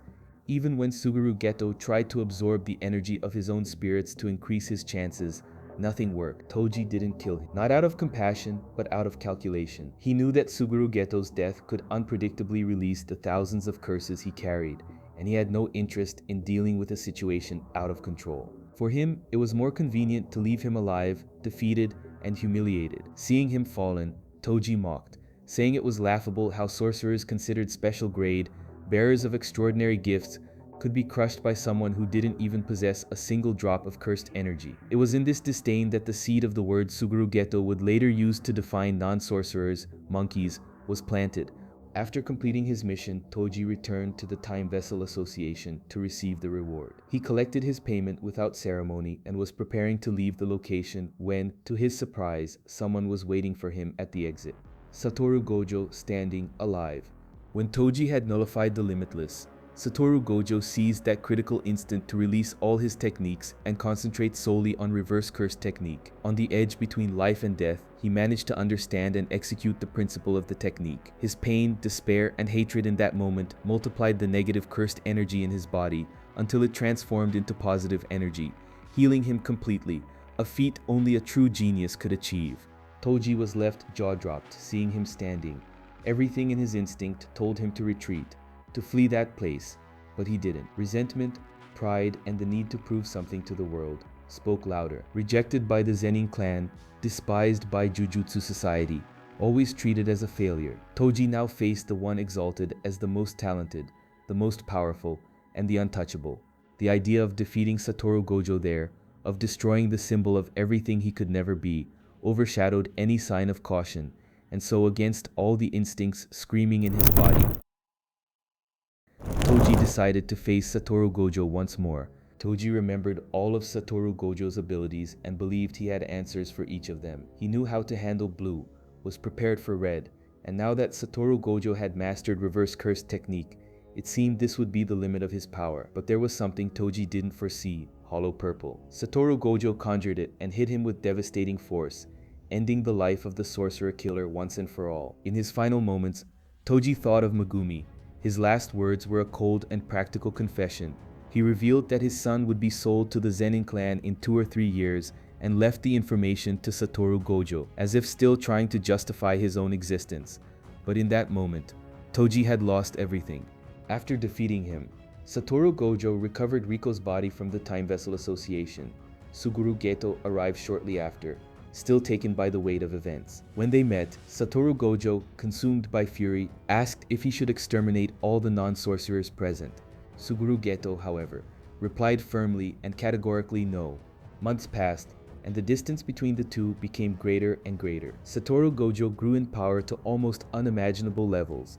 He was now able to keep the limitless activated automatically and used reverse curse technique on his brain constantly, which kept him always alert and without signs of fatigue. Meanwhile, Suguru Geto seemed trapped in an inner abyss. He reflected on the nature of his own technique. Absorbing curses was like swallowing filthy rags, impregnated with dirt and vomit. He endured this torment because he believed in his responsibility as a Jujutsu sorcerer. After all, curses are born from the negative emotions of humans, and his function was to protect those same people. But lately, Suguru Geto wondered if they really deserved that protection. During a mission, he met Haibara, a lively young man who wanted to impress him. Haibara asked if he should bring a souvenir when he returned. Suguru Geto replied only to bring something sweet, since Satoru Gojo liked sweets. The contrast was painful, the innocent joy of a novice before the empty gaze of a man consumed by doubt. Shortly after, Suguru Geto was approached by Yuki Tsukumo, the eccentric special grade sorcerer who always started conversations with her famous question, "What kind of woman is your type?" Instead of answering, Suguru Geto returned the question, intrigued by her.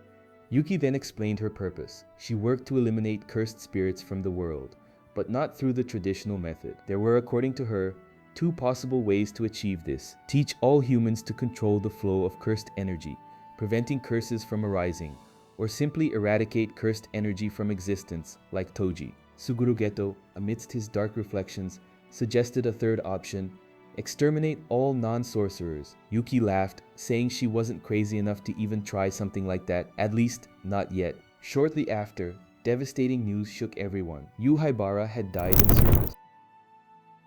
Nanami, who was his classmate and partner, was furious. He couldn't accept that sorcerers so young were sent on missions above their capabilities. Why was there always a shortage of personnel? Why were so many forced to carry responsibilities beyond their limits? And even more, why not send Satoru Gojo, who had already become practically a living god?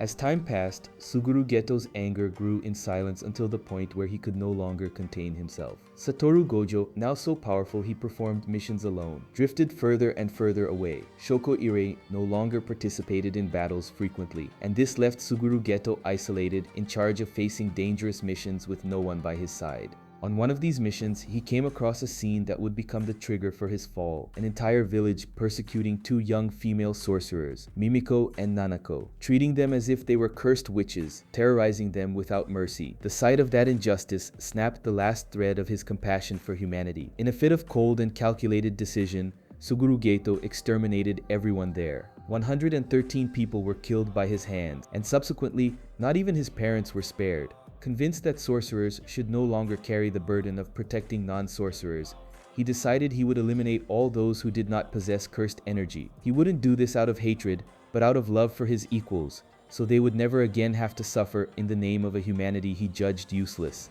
This same distorted love was what later prevented him from completely exterminating young ones, like Yuta, Maki, Panda, and Inumaki. Even when confronting them, he hesitated to cross the final line. The news of his actions spread quickly, reaching the ears of Yaga and Satoru Gojo. Both were furious, but Yaga had no choice but to declare that Suguru Gojo had been sentenced to death by Jujutsu law. Satoru Gojo tried to find him and bring him back, but failed in his attempt. KFC scene.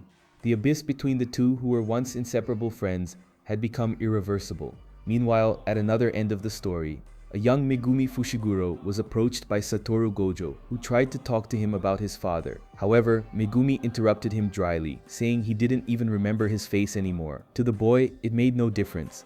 In the present, Yuji Itadori lives his life as an ordinary teenager, going to the movies, while Nobara Kugisaki dedicates herself to shopping. It is in this moment of calm that the past begins to intertwine again with the future. Itadori's old colleagues reappear, and at the same time, inside the Jujutsu world, important movements happen. Meimei and Oitodo, both grade 1 sorcerers, recommend Itadori, Megumi, Nobara, Maki, and Panda for promotion to the same rank. For this, only one final test remains: complete a mission alongside a grade 1 sorcerer to validate their assessment. In parallel, the investigation into a possible spy among the students takes shape. Satoru Gojo and Yuta Taime Iori, who had already suspected someone since previous events, focused their attention on Mekamaru. His puppet manipulation technique made him a natural target of suspicion, and the investigation confirms the suspicions. At that moment, Suguru Geto, Kenjaku, and Mahito meet with Mekamaru to fulfill an agreement made previously.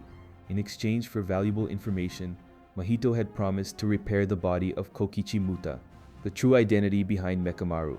Mahito taunts him, questioning why they didn't just kill him. After all, they were villains. But Suguru Geto reminds everyone they had made a binding vow, and breaking it would carry fatal consequences. Kokichi could only be killed after his body was restored. The battle that followed was intense. After 17 years trapped in a fragile and limited body, Kokichi could finally fight for real. Despite his debilitated physical condition, the heavenly restriction had granted him an immense amount of cursed energy and an extraordinary range with his puppet technique, capable of manipulating dolls scattered all over Japan. He had accumulated energy for years and now intended to use it to the last drop. What he desired most was to send crucial information to Satoru Gojo about the enemy's plans in Shibuya. But this desire was thwarted. Suguru Geto had raised a powerful curtain, and Mahito was in front of him to prevent any communication attempt. Even so, Kokichi fought with all his might, motivated by the chance to live a full life and by the obligation to deliver the truth that could change the course of the approaching confrontation. Kokichi concentrated all the cursed energy he had accumulated over a whole year and released it all at once against Mahito. The explosion was devastating, but it failed to affect the enemy's most protected essence, his soul. Determined not to stop, he then fired a capsule containing 2 years of condensed energy, this time managing to cause some visible damage. But the true impact came right after, when Kokichi launched a blast equivalent to 5 years of stored energy. The attack almost obliterated Mahito, making clear how far he had gone in his preparation and endurance during years of suffering. Mahito, pressured like never before, reacted by opening his domain expansion, self-embodiment of perfection. Under normal circumstances, this would be the end for any opponent. But Kokichi still had a card up his sleeve. He activated a simple domain, a secret and underestimated technique, used mainly by sorcerers of lesser prestige. This type of domain doesn't create a space of its own like the more powerful ones, but grants temporary resistance against the sure hit effects of a complete domain. For many, it is seen as a resource of the weak against the strong, but in that moment, it was the only thing keeping Kokichi alive. Using this protection, he carefully drew his simple domain and, in a strategic act, faked his own death. While Mahito believed he had won, Kokichi hid, operating from a distance through a giant puppet, ultimate Mekamaru mode, absolute. The plan worked. The moment Mahito dropped the domain, he was surprised by a powerful blow that knocked him out of combat. Convinced the enemy was defeated, Kokichi advanced towards Suguru Geto. But Mahito wasn't finished. Recovering quickly, he launched a devastating counterattack and mortally wounded Kokichi inside the cockpit. Without strength, he fell, and in his final moments, his mind wandered to Kasumi Miwa. He thought about how much he wished to spend time with her, in a life he would now never have. The narrative then shifts to Halloween night, October 31st, when the villain's plans finally go into action. Various curtains are cast at strategic points in Shibuya, creating the perfect stage for the execution of a bold objective, to seal Satoru Gojo. Meanwhile, the young sorcerers continue their evaluation test. Nanami supervises Megumi Fushiguro and Takuma Ino. Yuji Itadori accompanies Meimei and her brother Ui Ui. Maki Zenin and Nobara Kujisaki follow under the responsibility of Naobito Zenin, leader of the clan. Meanwhile, Panda is placed alongside Atsuya Kusakabe, one of the most experienced instructors. Soon, the gravity of the situation in Shibuya becomes evident. A curtain traps hundreds of civilians, and reports confirm that everyone, in despair, calls for Satoru Gojo. The trap is clear, but even so, the higher-ups decide that only he should intervene, keeping all other teams in a holding pattern. With that, Satoru Gojo crosses the curtain and begins to analyze the situation from the inside. At the same time, Itadori's team receives new orders. They must head to a nearby subway station, also shrouded in a curtain. There, Meimei takes charge of eliminating the transfigured humans appearing along the way, while Itadori faces a cursed spirit in the form of a locust, called the Locust Guy. The enemy reveals that Mahito is on a lower level, and hearing this, Itadori gets excited about the possibility of finally confronting him. He defeats the locust quickly, demonstrating not only strength, but also growing confidence. During the battle, Itadori finds a strange object resembling a stake, which he hands to Meimei. She explains that these devices are responsible for maintaining the structure of the more complex curtains and, observing how Itadori handled the whole situation, praises his growth. According to her, in all her experience, only Atsuya Kusakabe had managed to achieve such progress without relying on a cursed technique, which made Itadori a rare and notable exception. Amid the chaos in Shibuya, Suguru Geto's plans are revealed. He knew that the supremacy of Satoru Gojo's technique made it almost impossible to face him directly, so he prepared the battlefield to weaken him. Surrounding the sorcerer with civilians, he prevented him from using his most devastating abilities. Suguru Geto was certain that Satoru Gojo would never launch attacks like red or purple in that scenario, as hundreds of innocents could be injured. Even blue would need to be controlled, which limited its efficiency. The use of domain expansion then was unthinkable. It would risk the lives of everyone present. All this guaranteed a great advantage for the villain. While his students revered him as the strongest, Satoru Gojo faced Jogo, Hanami, and Choso, who advanced together against him. Despite the disadvantages imposed, the sorcerer didn't seem intimidated. Jogo and Hanami attacked using domain amplification, a technique that wraps the body in a temporary domain capable of nullifying the opponent's technique. Thus, they managed to neutralize Satoru Gojo's limitless barrier. However, the technique possessed a crucial limitation. Whoever used it could not employ their own cursed techniques. Even so, Satoru Gojo reacted with precision. Using martial arts combined with basic cursed energy reinforcement, he knocked the enemies down with ease, leaving Jogo in shock at his brute strength. Realizing Satoru Gojo had released his technique, Hanami deactivated domain amplification and tried to counterattack with her cursed trees, but it was a fatal decision. In a calculated move, Satoru Gojo grabbed her roots and obliterated her against the wall with his limitless, killing her without difficulty, then setting off to pursue Jogo. While the battle intensified, Itadori reached the lower levels of the subway in search of Mahito. However, it was too late. The enemy had boarded a train packed with transfigured humans, heading toward Shibuya. When the train arrived, the station was overrun by these creatures, visible to everyone. Unlike common curses, panic took over the location. Surrounded by death and despair, Satoru Gojo took a deep breath and analyzed the situation. He knew he couldn't save everyone, but he also couldn't stand still. In an unprecedented act, he expanded his domain, Unlimited Void, for only 0.2 seconds, annihilating the transfigured humans in instants. It was estimated that in just under 300 seconds, he had eliminated 1,000 of them, hoping to minimize trauma for the survivors. This effort, however, came at a price. Satoru Gojo's physical and mental exhaustion was exactly what Suguru Geto had planned from the beginning. The goal was never to defeat him in combat, but to exhaust him to the point where he could be sealed. For this, he would use the prison realm, a cursed object capable of imprisoning even the most powerful of sorcerers. If Satoru Gojo remained within a 4-meter radius for 1 minute, he would be doomed. Now fatigued by the effort and emotionally shaken by thinking of his friends during the fight, he was more vulnerable than ever, and Suguru Geto knew this was the time to act. While trying to recover from the effort, Satoru Gojo realized something was wrong. Suguru Geto had activated the prison realm and kept him within the range necessary for sealing. An uneasy feeling took over Satoru Gojo, who immediately knew trouble was about to happen. Then Suguru Geto called him by name, "Yo Satoru," interrupting his thoughts. Satoru Gojo was confused. Was it an illusion? An imposter? For an instant he believed he was facing the true Suguru Geto. After all, how could this be possible? He himself had witnessed his friend's defeat at the hands of Yuta and shortly after, had given him the final blow. Satoru Gojo's heart wavered at this vision. A melancholic smile appeared on his face as he remembered their memories together. The 3 years of blue days, fueling the possibility that somehow his best friend was still alive. But this hope was short-lived. Before he could reflect further, Satoru Gojo was sealed inside the prison realm. Waking up to reality, he shouted against the man in front of him. His 6 eyes told him that was Suguru Geto's body, but his soul knew it wasn't. The imposter then revealed his true identity. It was Kenjaku, an ancient curse user with a body-hopping technique, capable of assuming other people's bodies. He explained coldly that he had taken Suguru Geto's body after his death. Satoru Gojo, indignant, mocked him, reminding him of Yuta Okotsu. But Kenjaku sneered, saying he didn't consider Yuta worthy of concern. Even imprisoned, Satoru Gojo didn't contain his repulsion. He said he was tired of looking at that face and demanded Kenjaku close the prison realm gate already. The villain, uncaring, agreed, as he also couldn't keep the object open for too long. Before closing, Satoru Gojo cast a last look at his friend's body and asked in a firm voice, "How long are you going to let him use you like that, Suguru?" To everyone's surprise, Suguru Geto's body reacted.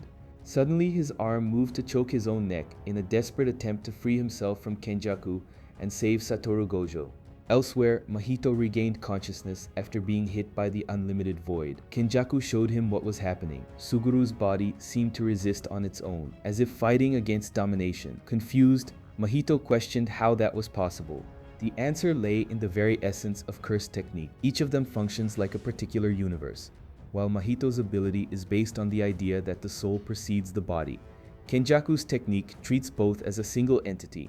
This allows him to inherit the memories and abilities of the bodies he occupies. Thus, Suguru's body was capable of manifesting independent resistance, albeit limited. Far from there, Itadori was surprised by a message left by Kokichi before his death. The Mekamaru robot, programmed previously, found him and revealed the terrible news. Satoru Gojo had been sealed. He insisted that Itadori should immediately warn all sorcerers, as Satoru Gojo's absence would mean devastating consequences for humanity. Outside the curtains covering Shibuya, Jujutsu communication lines were still maintained, since cell signals couldn't cross the barrier. At that moment, Haruta Shigemo, a curse user, appeared under the orders of a mysterious woman with white hair, Urame. She tasked him with eliminating all the assistant managers, Ijichi and others, thus preventing any coordination among the sorcerers. Meanwhile, Itadori ran desperately through the streets of Shibuya, determined to spread the news. Unable to contact Nanami due to the signal blockage, he made a risky decision. He climbed to the top of a building and shouted as loud as he could. His voice echoed through the city, and miraculously everyone managed to hear him. Thus, Itadori announced to all sorcerers that Satoru Gojo had been sealed, changing the course of the battle forever.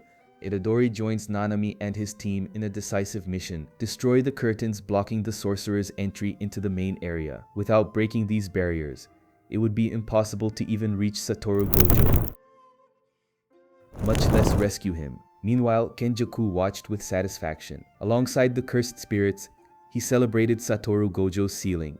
Even so, because Gojo was who he was, the processing inside the prison realm wasn't happening as quickly as expected. Until it was concluded, Kenjaku decided to guard the area personally. The other spirits, however, began to follow their own ambition. Choso declared he would avenge his dead brothers, Eso and Kechizu, swearing to eliminate Nobara and Itadori. Mahito also showed interest in killing Itadori, which made Jogo furious. He was irritated by the lack of focus and the internal chaos of the group. Kenjaku, pragmatic, ordered everyone to concentrate on feeding more fingers to Itadori, as he believed the time would soon come for Sukuna to assume control. Mahito, on the other hand, minimized the importance of this, stating that Sukuna was no longer necessary. Jogo, dissatisfied, insisted everything should go according to plan, pressing to ensure the King of Curses' intervention. In the end, Kenjaku proposed a simple solution: whoever found Itadori first could carry out their own plans. From there, a race to hunt the young sorcerer began. Meanwhile, Itadori, Megumi, and Takuma Ino tried to break one of the curtains, while Nanami moved away to check on Ijichi. Itadori explained to his team how the villains were using stakes to keep the barrier active. To bring it down, it would be necessary to destroy these devices. Upon analyzing the structure, they realized it was an extremely powerful curtain. In these cases, the devices are usually positioned in visible places, precisely because the greater the risk of exposure, the more cursed energy they receive, a binding vow. It didn't take long for the group to spot 3 curse users positioned on top of a nearby building tower, channeling energy to maintain the curtain. To take it down, they would have to defeat these enemies first. At this moment, the narrative returns to the past, revealing an important milestone. On December 7th, 1989, Satoru Gojo was born, changing the Jujutsu world forever. He was the first in centuries of the Gojo clan to inherit both the Six Eyes and the limitless curse technique simultaneously. The colossal power he possessed from an early age transformed him into a nightmare for all curse users. Even as a baby, a bounty of over 100 million yen had already been placed on his head. Attempts to kill him were numerous, but all failed. At 7 years old, just a look from him was enough to spread terror. Because of him, curse users lived constantly repressed and tormented by their own powerlessness. Now that he was absent, they celebrated his fall with bloodshed. Back in the present, Itadori and Megumi advanced against the bald enemy, Jiro Awasaka, while Ino confronted an old woman, Ogami, and her grandson. Ino revealed his technique, Auspicious Beast Summon, which allowed him to invoke 4 powerful spiritual creatures, Kaichi, Riki, Kirin, and Ryu. Curiously, the grandmother also possessed a spiritual evocation ability, Seance technique, but of a different type. She was capable of summoning deceased people, provided she had access to their DNA. transforming herself or a volunteer into the summoned person. The Chosen One inherited all the dead person's abilities. In this combat, the grandson was the volunteer, and the old woman brought back someone feared and respected, even among the enemies of Satoru Gojo, Toji Fushiguro.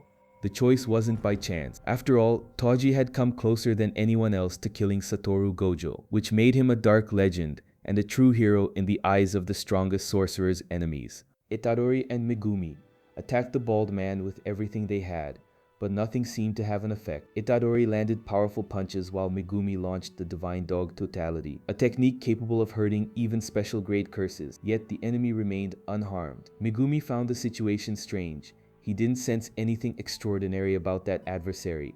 If he was so afraid of Satoru Gojo, he couldn't be stronger than a special grade. So why couldn't they even scratch him?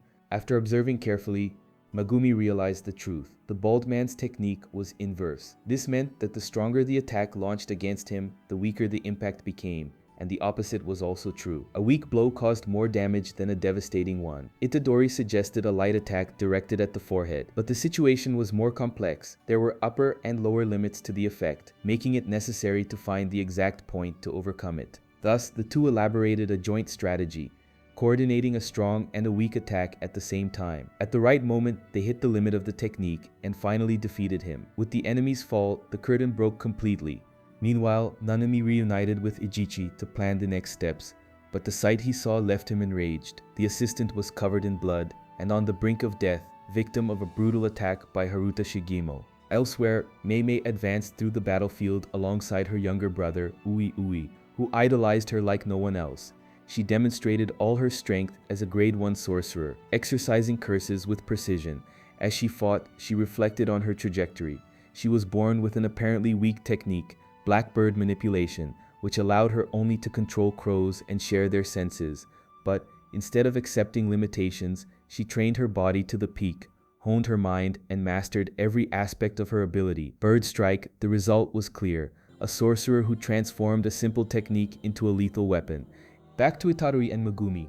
The two watched terrified as Ino is thrown from a building. The responsible party was Toji Fushiguro, who had thrown him without mercy. Before he hit the ground, Megumi managed to save him using his bird Shikigami, Nue, preventing a tragedy. Quickly, he told Itadori he would take Ino to Shoko Ieri to receive treatment, as saving the allies' life was a priority. Next, he ordered Itadori to run towards Satoru Gojo's location to help in his rescue, now that the curtain had been broken. On the other side of the combat, the grandmother commanding the seance technique began to sense something was wrong. She ordered her grandson to kill the sorcerers, but soon realized she was no longer in control. Toji Fushiguro's soul had assumed the boy's body. The old woman had always believed that by summoning the dead, she accessed only the body's information, not the soul, thus guaranteeing total dominion to prevent the summoned personality from taking over. However, she had underestimated Toji's body. Heavenly restriction. His strength was so great that it could dominate other souls with ease. Irritated at being treated like a puppet, Toji turned against the grandmother herself and killed her without hesitation. Meanwhile, Nobara Kugisaki was accompanied by Akari Nita, one of the surviving assistant managers. The two tried to gather information, since almost everyone else had been killed, and communication was extremely limited. At that moment, Haruta Shigemo approached. Nobara immediately told Akari Nita to flee, willing to face the enemy alone. However, Haruta made it clear he wasn't interested in her. His true target was Akari Nita, Haruta's cursed sword, endowed with a consciousness of its own hand sword, pursued Akari Nita relentlessly as she tried to escape, hitting her repeatedly. Just as Haruta approached to finish the attack, Nobara entered the scene and ran after him. The blade, however, was faster. It dealt a violent blow to her chin, knocking her down for a few moments. When all seemed lost, Nanami appeared. With his habitual calm, he dominated Haruta effortlessly, holding him by the ponytail, while pressing him to reveal the number and location of his allies. At that instant, Nobara managed to intervene, using her techniques to block the sword from behind. Even so, the coward managed to escape. Nanami, evaluating the situation, ordered Nobara to take care of Akari Nita and retreat immediately. He explained that the fight had reached a level of complexity requiring the mastery of grade 1 sorcerers, something Nobara didn't yet possess. She resisted the order, but Nanami was firm. The priority should be saving lives, not continuing the battle. Meanwhile, Mei was advancing toward the location where Satoru Gojo was trapped. accompanied by her brother and faithful follower Ui Ui. On the way, she was intercepted by Kenjaku himself. He showed no intention of facing her directly, but left a barrier in the path, a special grade cursed spirit known as the smallpox deity. While taunting her, his presence reminded her frighteningly of Suguru Geto, but Meimei pushed that thought away. There was no time for distractions. Her only goal was to eliminate the curse and reach Satoru Gojo. Elsewhere, Itadori ran desperately toward the confinement site, noticing that all ordinary humans had mysteriously disappeared. He soon discovered that Toge Inumaki had rescued the population and led them to a safe place. Itadori thanked him for his support and resumed his path, but ended up crossing paths with Choso, determined to kill him. Choso's blood manipulation technique proved overwhelming. Being a death-painting womb half-curse, he suffered no disadvantage from blood loss, and his compressed attacks, piercing blood, were fired like deadly projectiles. Itadori could barely keep up with the pressure. At that moment, Mekamaru intervened with an ingenious plan: lure Choso to a bathroom and destroy all the pipes, flooding the place. With the water spread, the enemy's blood control was neutralized, osmosis/dilution, forcing him to fight directly. This gave Itadori the chance to counterattack, but even so, Choso managed to gravely wound his liver with a hidden attack from below. Prepared for the final blow, something unexpected happened. Flashes of false memories appeared in Choso's mind, convincing him that Itadori was his blood brother. Confused and disturbed, the memory that doesn't exist, Choso retreated, leaving Itadori alive. Meanwhile, Meimei was already facing the smallpox deity alongside Uaiui. The curse opened its domain and imprisoned her in a coffin, targeting the person with the most cursed energy, Meimei. To escape, she temporarily reduced her energy flow, nullifying the prison effect by having Uaiui use a simple domain to take the hit and resuming the fight. In parallel, Nanami reunited with Maki Zeinen and Naobito Zeinen. After a quick explanation of the situation, the three headed towards Satoru Gojo, but ended up being intercepted by Dagon, a special grade cursed spirit linked to water and the youngest member of Kenjaku's group. Naobito was the first to charge against him, using his projection sorcery technique, which divided a second into 24 frames, allowing him to move with almost impossible speed to track. He was one of the rare sorcerers capable of rivaling Satoru Gojo in speed.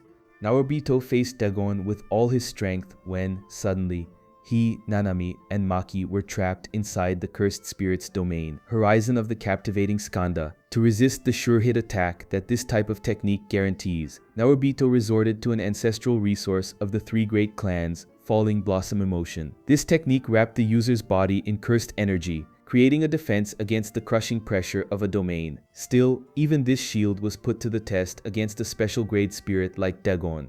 It was at this moment that Megumi appeared, entering the domain from the outside. He carried with him Playful Cloud, a special grade cursed tool. He handed it to Maki and at the same time tried to open a fissure in the domain with his own domain expansion, Chimera Shadow Garden, not to win, but to allow his companions to escape through the hole. If they could get out, Dagon wouldn't be able to recreate the space immediately. However, before the plan could be completed, a new figure stepped through the same hole, Toji Fushiguro. Without memories and guided only by pure instinct, Toji acted like an absolute predator, always choosing the strongest target. For him, that target was Dagon. Snatching Playful Cloud from Maki's hands, he advanced against the spirit and destroyed it with frightening ease. The scene left everyone perplexed. Maki, not understanding who that man was, asked Naobito, who replied only, "He is a ghost."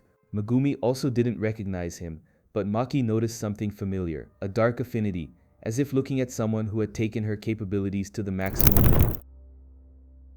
With Dagon's fall and the collapse of the domain, Toji turned his gaze to another target, choosing Megumi as the next adversary, dragging him out the window. Meanwhile, Jogo appeared to face the sorcerers. Dominated by fury over the death of Dagon, he launched himself against Nanami, Naobito, and Maki. The attack was devastating. Naobito was incinerated before his companions' eyes. Jogo was about to exterminate the survivors when a stronger presence caught his attention, Sukuna. In another location, Itadori remained fallen near the bathroom, on the brink of death when he was found by Nanako and Mimiko, Geto's adopted daughters. The two decided to feed him a finger of Sukuna, hoping to bring out the King of Curses.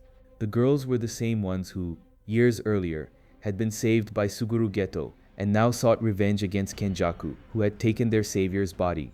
Shortly after, Jago found Itadori and without hesitation forced him to swallow 10 more fingers at once. A memory flash revealed Kenjaku's explanation. Itadori would be able to withstand all 20 fingers, but only if he ingested one per day for 20 days. If he received too many at once, there was a risk of Sukuna assuming complete control irreversibly. And that was exactly what happened. After this macabre feast, Sukuna awakened with 3/4 of his power restored, now possessing 15 fingers. The King of Curses was back. He demanded everyone there bow before his presence. Nanako and Mimiko, believing they had won his attention, begged him to kill Kenjaku. Sukuna just laughed at the audacity. For him, giving orders to a king in exchange for a measly finger was an affront. Without hesitation, he killed both of them. Then, he turned to Jogo. The spirit, in contrast, declared he desired nothing. This sincerity caught Sukuna's attention, who issued him a challenge. If Jogo could land a single hit on him, he would join his cause, working under Jogo's orders. Megumi fought desperately against Toji, without the latter recognizing that the boy before him was his own son. Try as he might to escape, launching Divine Dog, Totality, and even Rabbit Escape, nothing seemed to have an effect. Toji was too fast, so fast that Megumi believed he was facing the fastest man alive. Meanwhile, at another point in Shibuya, Atsuya Kusakabe and Panda kept away from the chaos. Cautious, Kusakabe preferred to wander through safer areas, assigning small tasks to Panda.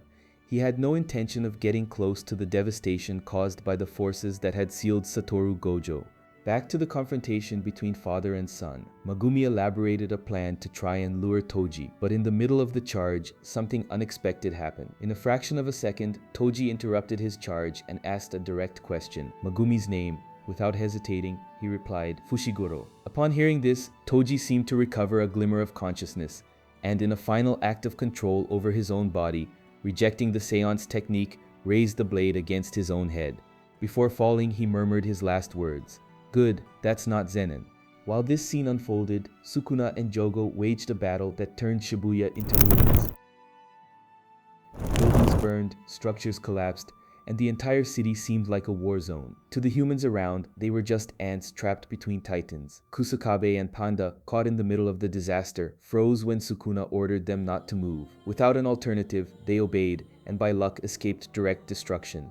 Jogo, determined, used all his strength, firing fire techniques with brutal intensity. Sukuna, however, dodged and counterattacked as if it were play. In a desperate effort, Jogo released a maximum meteor, which reduced the environment to absolute chaos, but not even that was able to touch Sukuna. Exhausted, the spirit launched one last arrow of fire, only to see it neutralized with ease. Open Fuga. Even so, Sukuna demonstrated respect, praising Jogo for his persistence to the end. Stand proud, you are strong. Shortly after, he was approached by an enigmatic figure, a woman with white hair and a tunic, called Uraome. She revealed herself as Sukuna's servant and cook, someone who had accompanied him for 1,000 years. Meanwhile, Megumi, already exhausted, was surprised by Haruta Shigami. Without the strength to face the enemy directly, he resorted to what he called his last resort. His 10 Shadows technique allowed him to summon a variety of Shikigami, dogs, frogs, rabbits, and even a huge serpent. But there was one he had never dared to summon, Mahoraga, 8-handled sword divergent, Sila Divine General Mahoraga. A Shikigami overwhelmingly powerful, feared for being capable of killing even its own summoner. Megumi initiated the ritual of taming Mahoraga, trapping Haruta inside it. The problem was that, as in every ritual, the Shikigami would attack the summoner first. Mahoraga advanced immediately against Megumi, putting his life at risk. The boy's idea was simple sacrifice. If Mahoraga defeated Haruta, the ritual would end, costing the lives of both. But Sukuna couldn't allow that to happen. He had plans that depended on Megumi's survival. As soon as he felt the Shikigami's presence, he rushed to the location, starting a titanic battle between him and Mahoraga. Megumi, on the brink of death inside the ritual, was placed in a state of suspended death, which still gave Sukuna the chance to save him, if he could defeat the creature in time. Sukuna invests against Mahoraga with all his strength, but quickly realizes that no matter the attack dealt, the creature always finds a way to resist. The secret of Mahoraga reveals itself before his eyes: adaptability. The wheel above its head spins endlessly, allowing it to neutralize any phenomenon and adjust to even the deadliest of blows. With a confident smile, Sukuna decides to end the dispute and opens his domain, Malevolent Shrine. Unlike most domains, which create a barrier separate from the real world, Sukuna's imposes itself directly upon reality, like an artist painting on air. Its range is colossal, covering nearly 200 meters, surpassing even Satoru Gojo's unlimited void.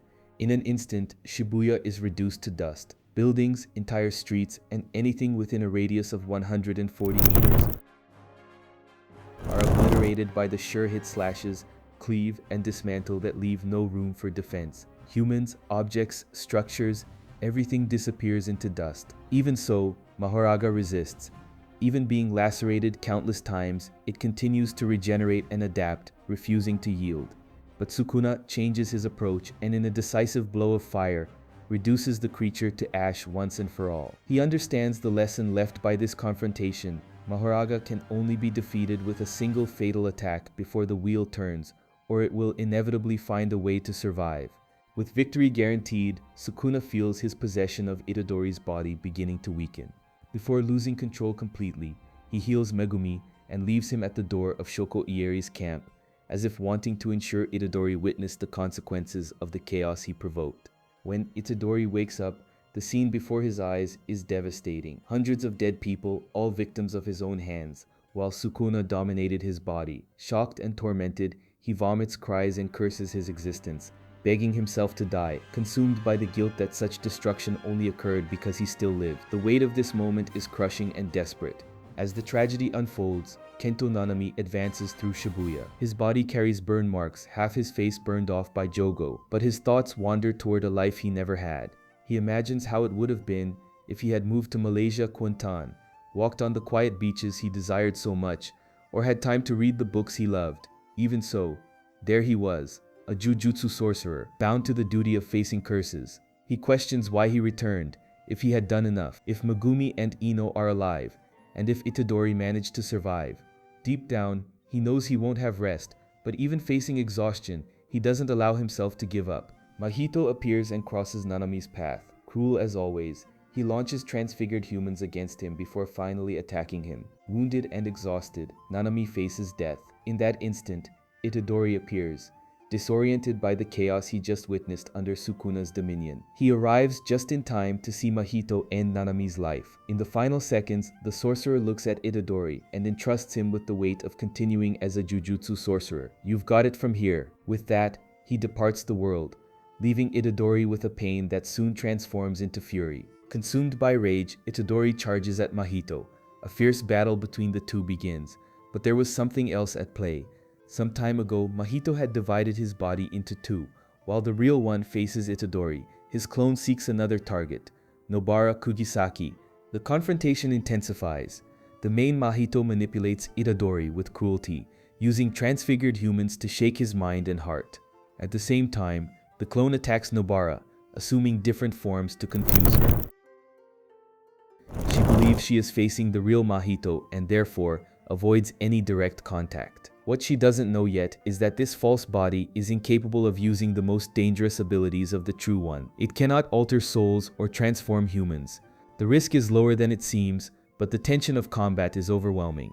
The clone of Mahito took advantage of Nobara's caution, forcing her to keep distance while wearing herself out little by little. She launched nails one after another, but none hit the target. The clone, convinced of its superiority, mocked her, until Nobara revealed her true strategy. With a precise movement, she activated resonance, causing all the nails scattered on the ground to vibrate and hit the clone simultaneously. Since her straw doll technique affects all fragments of a being, the impact didn't just hit the clone, but also Mahito's main body, directly injuring his soul. At that instant, Nobara realized she wasn't facing the true enemy. She recognized that the Mahito before her was just a copy, and that the original was nearby. Itadori, watching from afar, understood what had happened, and relieved, silently thanked Nobara for reminding him that he wasn't alone in that fight. Mahito, realizing the danger, altered his tactic. The clone retreated, running away, and Nobara instinctively pursued him. During this maneuver, the main body took advantage to approach her at high speed, ready to touch her with the full force of his idol transfiguration. Itadori screamed for Nobara to flee, but the warning came too late. Before the fatal impact, the narrative dives into a distant past. Fumi, Nobara's childhood friend, recalls how she was always different from the others. Fumi was an outsider in her small village and frequently the target of persecution, but Nobara defended her without hesitation, admiring her uniqueness. They spent hours together, sharing simple moments like playing video games with Fumi's father, Later, another outsider appeared, Sasori, a young woman from out of town who quickly became dear to Nobara. Sasori was modern, different, and because of that suffered intense attacks from the villagers. Nobara, fascinated by her authenticity, promised to imitate her, from her hairstyle to the sophisticated sweets she brought from the city. When Sasori was forced to leave, Nobara cried bitterly and grew to hate her village even more. Years later, when she left her hometown to live in Tokyo, she cried again, but this time for Fumi, swearing that one day the three would meet again. While Nobara agonized, Sari appeared in a distant office, remembering the two friends who marked her childhood. She told a colleague about the tea parties and games she played to enchant them, especially Nobara, and expressed the desire to see her again one day, to talk like in the old days. Back in the present, Nobara, in her final moments, asks Itadori to pass on a message. Life wasn't so bad, and to tell everyone it wasn't so bad. The memory that hurts Itadori most is a simple scene when Nobara accidentally ruined Satoru Gojo's expensive shirt and everyone laughed together. Now, seeing her body before him, lifeless, left eye destroyed, tears him apart inside. He feels as if he has lost all strength. He no longer wishes to fight, doesn't want to continue in a world where his friends only die. Mahito realizes this and smiles satisfied. He attacks relentlessly, and Itadori, given over to despair, barely tries to defend himself. Black Flash Barrage. Seeing that the boy's determination was broken, Mahito prepares to deal the final blow. But at the decisive instant, something stops him. Itadori had switched places with another sorcerer who appeared suddenly. It was Aiwai Todo. He had arrived alongside Arata Nita, a Kyoto underclassman on a mission whose initial objective was to rescue Satoru Gojo. Upon reaching the location where the master was sealed, they discovered that Kenjaku and his accomplices had already left, making their task useless. Faced with this, Ori decided to change the course of his mission, hunt enemies and protect allies, and above all, find Itadori. Apoy and Arata finally find Itadori. Arata's technique halts the physical pain of the boy and stabilizes his injuries, preventing them from getting worse. He had used the same ability on Nobara, offering her a minimal chance of survival, although hopes were fragile. Exhausted and devastated, Itadori falls before Aoi, curled in a fetal position, crying and confessing he can't go on. At that moment, Aoi intervened. His words are firm and direct. "We are Jujutsu sorcerers," reminding Itadori that those who fell fought to the last instant and would never accept seeing him give up. The message hits Itadori's heart, who finds the strength to stand up and regain his lost determination. Thus the two rise side by side to face Mahito. The fight is unequal in terms of wear. Itadori barely possesses 10% of his energy. Mahito fights with 40 and Aoi still maintains about 90. But in that instant, everyone puts more than they have into the battle, as if every blow carried 120% of their potential. Meanwhile, far away, Mekamaru leaves a final farewell for Kasumi Miwa. His words reach her, who cries while traveling to Shibuya, alongside Yutame, Kamo, Momo, and Mai. Even before the chaos of Halloween began, Mekamaru had redirected the group away from the city to protect them. Now they return, ready to join the war. In the heart of the fight, Mahito launches a wave of advanced transfigured humans, polyisomers, against Aoi, while advancing directly against Itadori. He insists on provoking him, stating that the two are the same, and that Itadori can only defeat him when he accepts this truth. Aoi, for his part, quickly realizes that the transfigured humans consume excessive cursed energy and decides to wait until they run out before eliminating them. When he returns, the fight goes back to a 2-on-1. The synchronicity between Aoi and Itadori is impressive. Together, they land consecutive black flashes, something almost impossible even for the most experienced. Mahito, frustrated, tries to touch Aoi to manipulate his soul, but the adversary proves too fast and calculating. The curse understands that if he wants to win, he will have to eliminate Aoi first. Mahito considers opening his domain, but the fear of provoking Sukuna again makes him hesitate. Even so, inspired by the memory of how Satoru Gojo was able to keep his open for only 0.2 seconds, he decides to risk the same. For a fraction of an instant, Mahito expands the domain only enough to reach Aoi. The sorcerer tries to react with simple domain, but doesn't manage in time. Idle transfiguration begins to affect him, and to limit the damage, Aoi makes the extreme decision to amputate his own hand. Without his hand, he cannot clap to activate his technique, Boogie Woogie. Even so, Itadori doesn't retreat. He hits Mahito with a black flash that weakens him gravely, especially after the effort of opening the domain. However, the curse adapts once again, assuming a new form, with a hardened body to better resist attacks. instant spirit body of distorted killing. Still, even this evolution is not enough to withstand another Black Flash. Mahito finally recognizes Itadori is the only one capable of landing those blows consistently. The battle reaches its climax when Aoi, even gravely wounded, creates a crucial distraction, clapping his remaining hand against Nita's hand, giving Itadori the necessary opening. The final blow hits Mahito squarely, breaking his resistance. He falls to his knees, desperate, begging for his life, while Itadori approaches to end the fight. I am you, carrying within himself the weight of everyone lost: Nobara, Nanami, Junpei, Aoi, and so many others he loved. In that instant, Itadori understands the cruel similarity between them. Mahito killed humans without thinking, and he himself exterminated curses the same way. Kenjaku finally enters the scene. He approaches Mahito and asks if he wishes to be saved. Desperate, Mahito begs for his life, but receives no mercy. Kenjaku offers no salvation. On the contrary, he absorbs Mahito completely, using Uzumaki, eliminating him definitively. Meanwhile, Meimei is far from the battlefield, in Malaysia, enjoying a moment of rest with her brother. Despite the distance, she keeps attentive to what is happening in Shibuya. Over the phone, she gives precise orders: convert her yen and sell any Japanese stocks, convinced the country is about to face chaos. Choso, for his part, begins to perceive the complexity of the situation. He discovers that Kenjaku is in truth his father, or rather the one who mixed blood into him, formerly known as Noritoshi Kamo, the ancestor, the notorious sorcerer. This revelation explains the strange blood connection he felt with Itadori, raising even more questions. Does Kenjaku also have some direct link with Itadori? Without having time to reflect on this,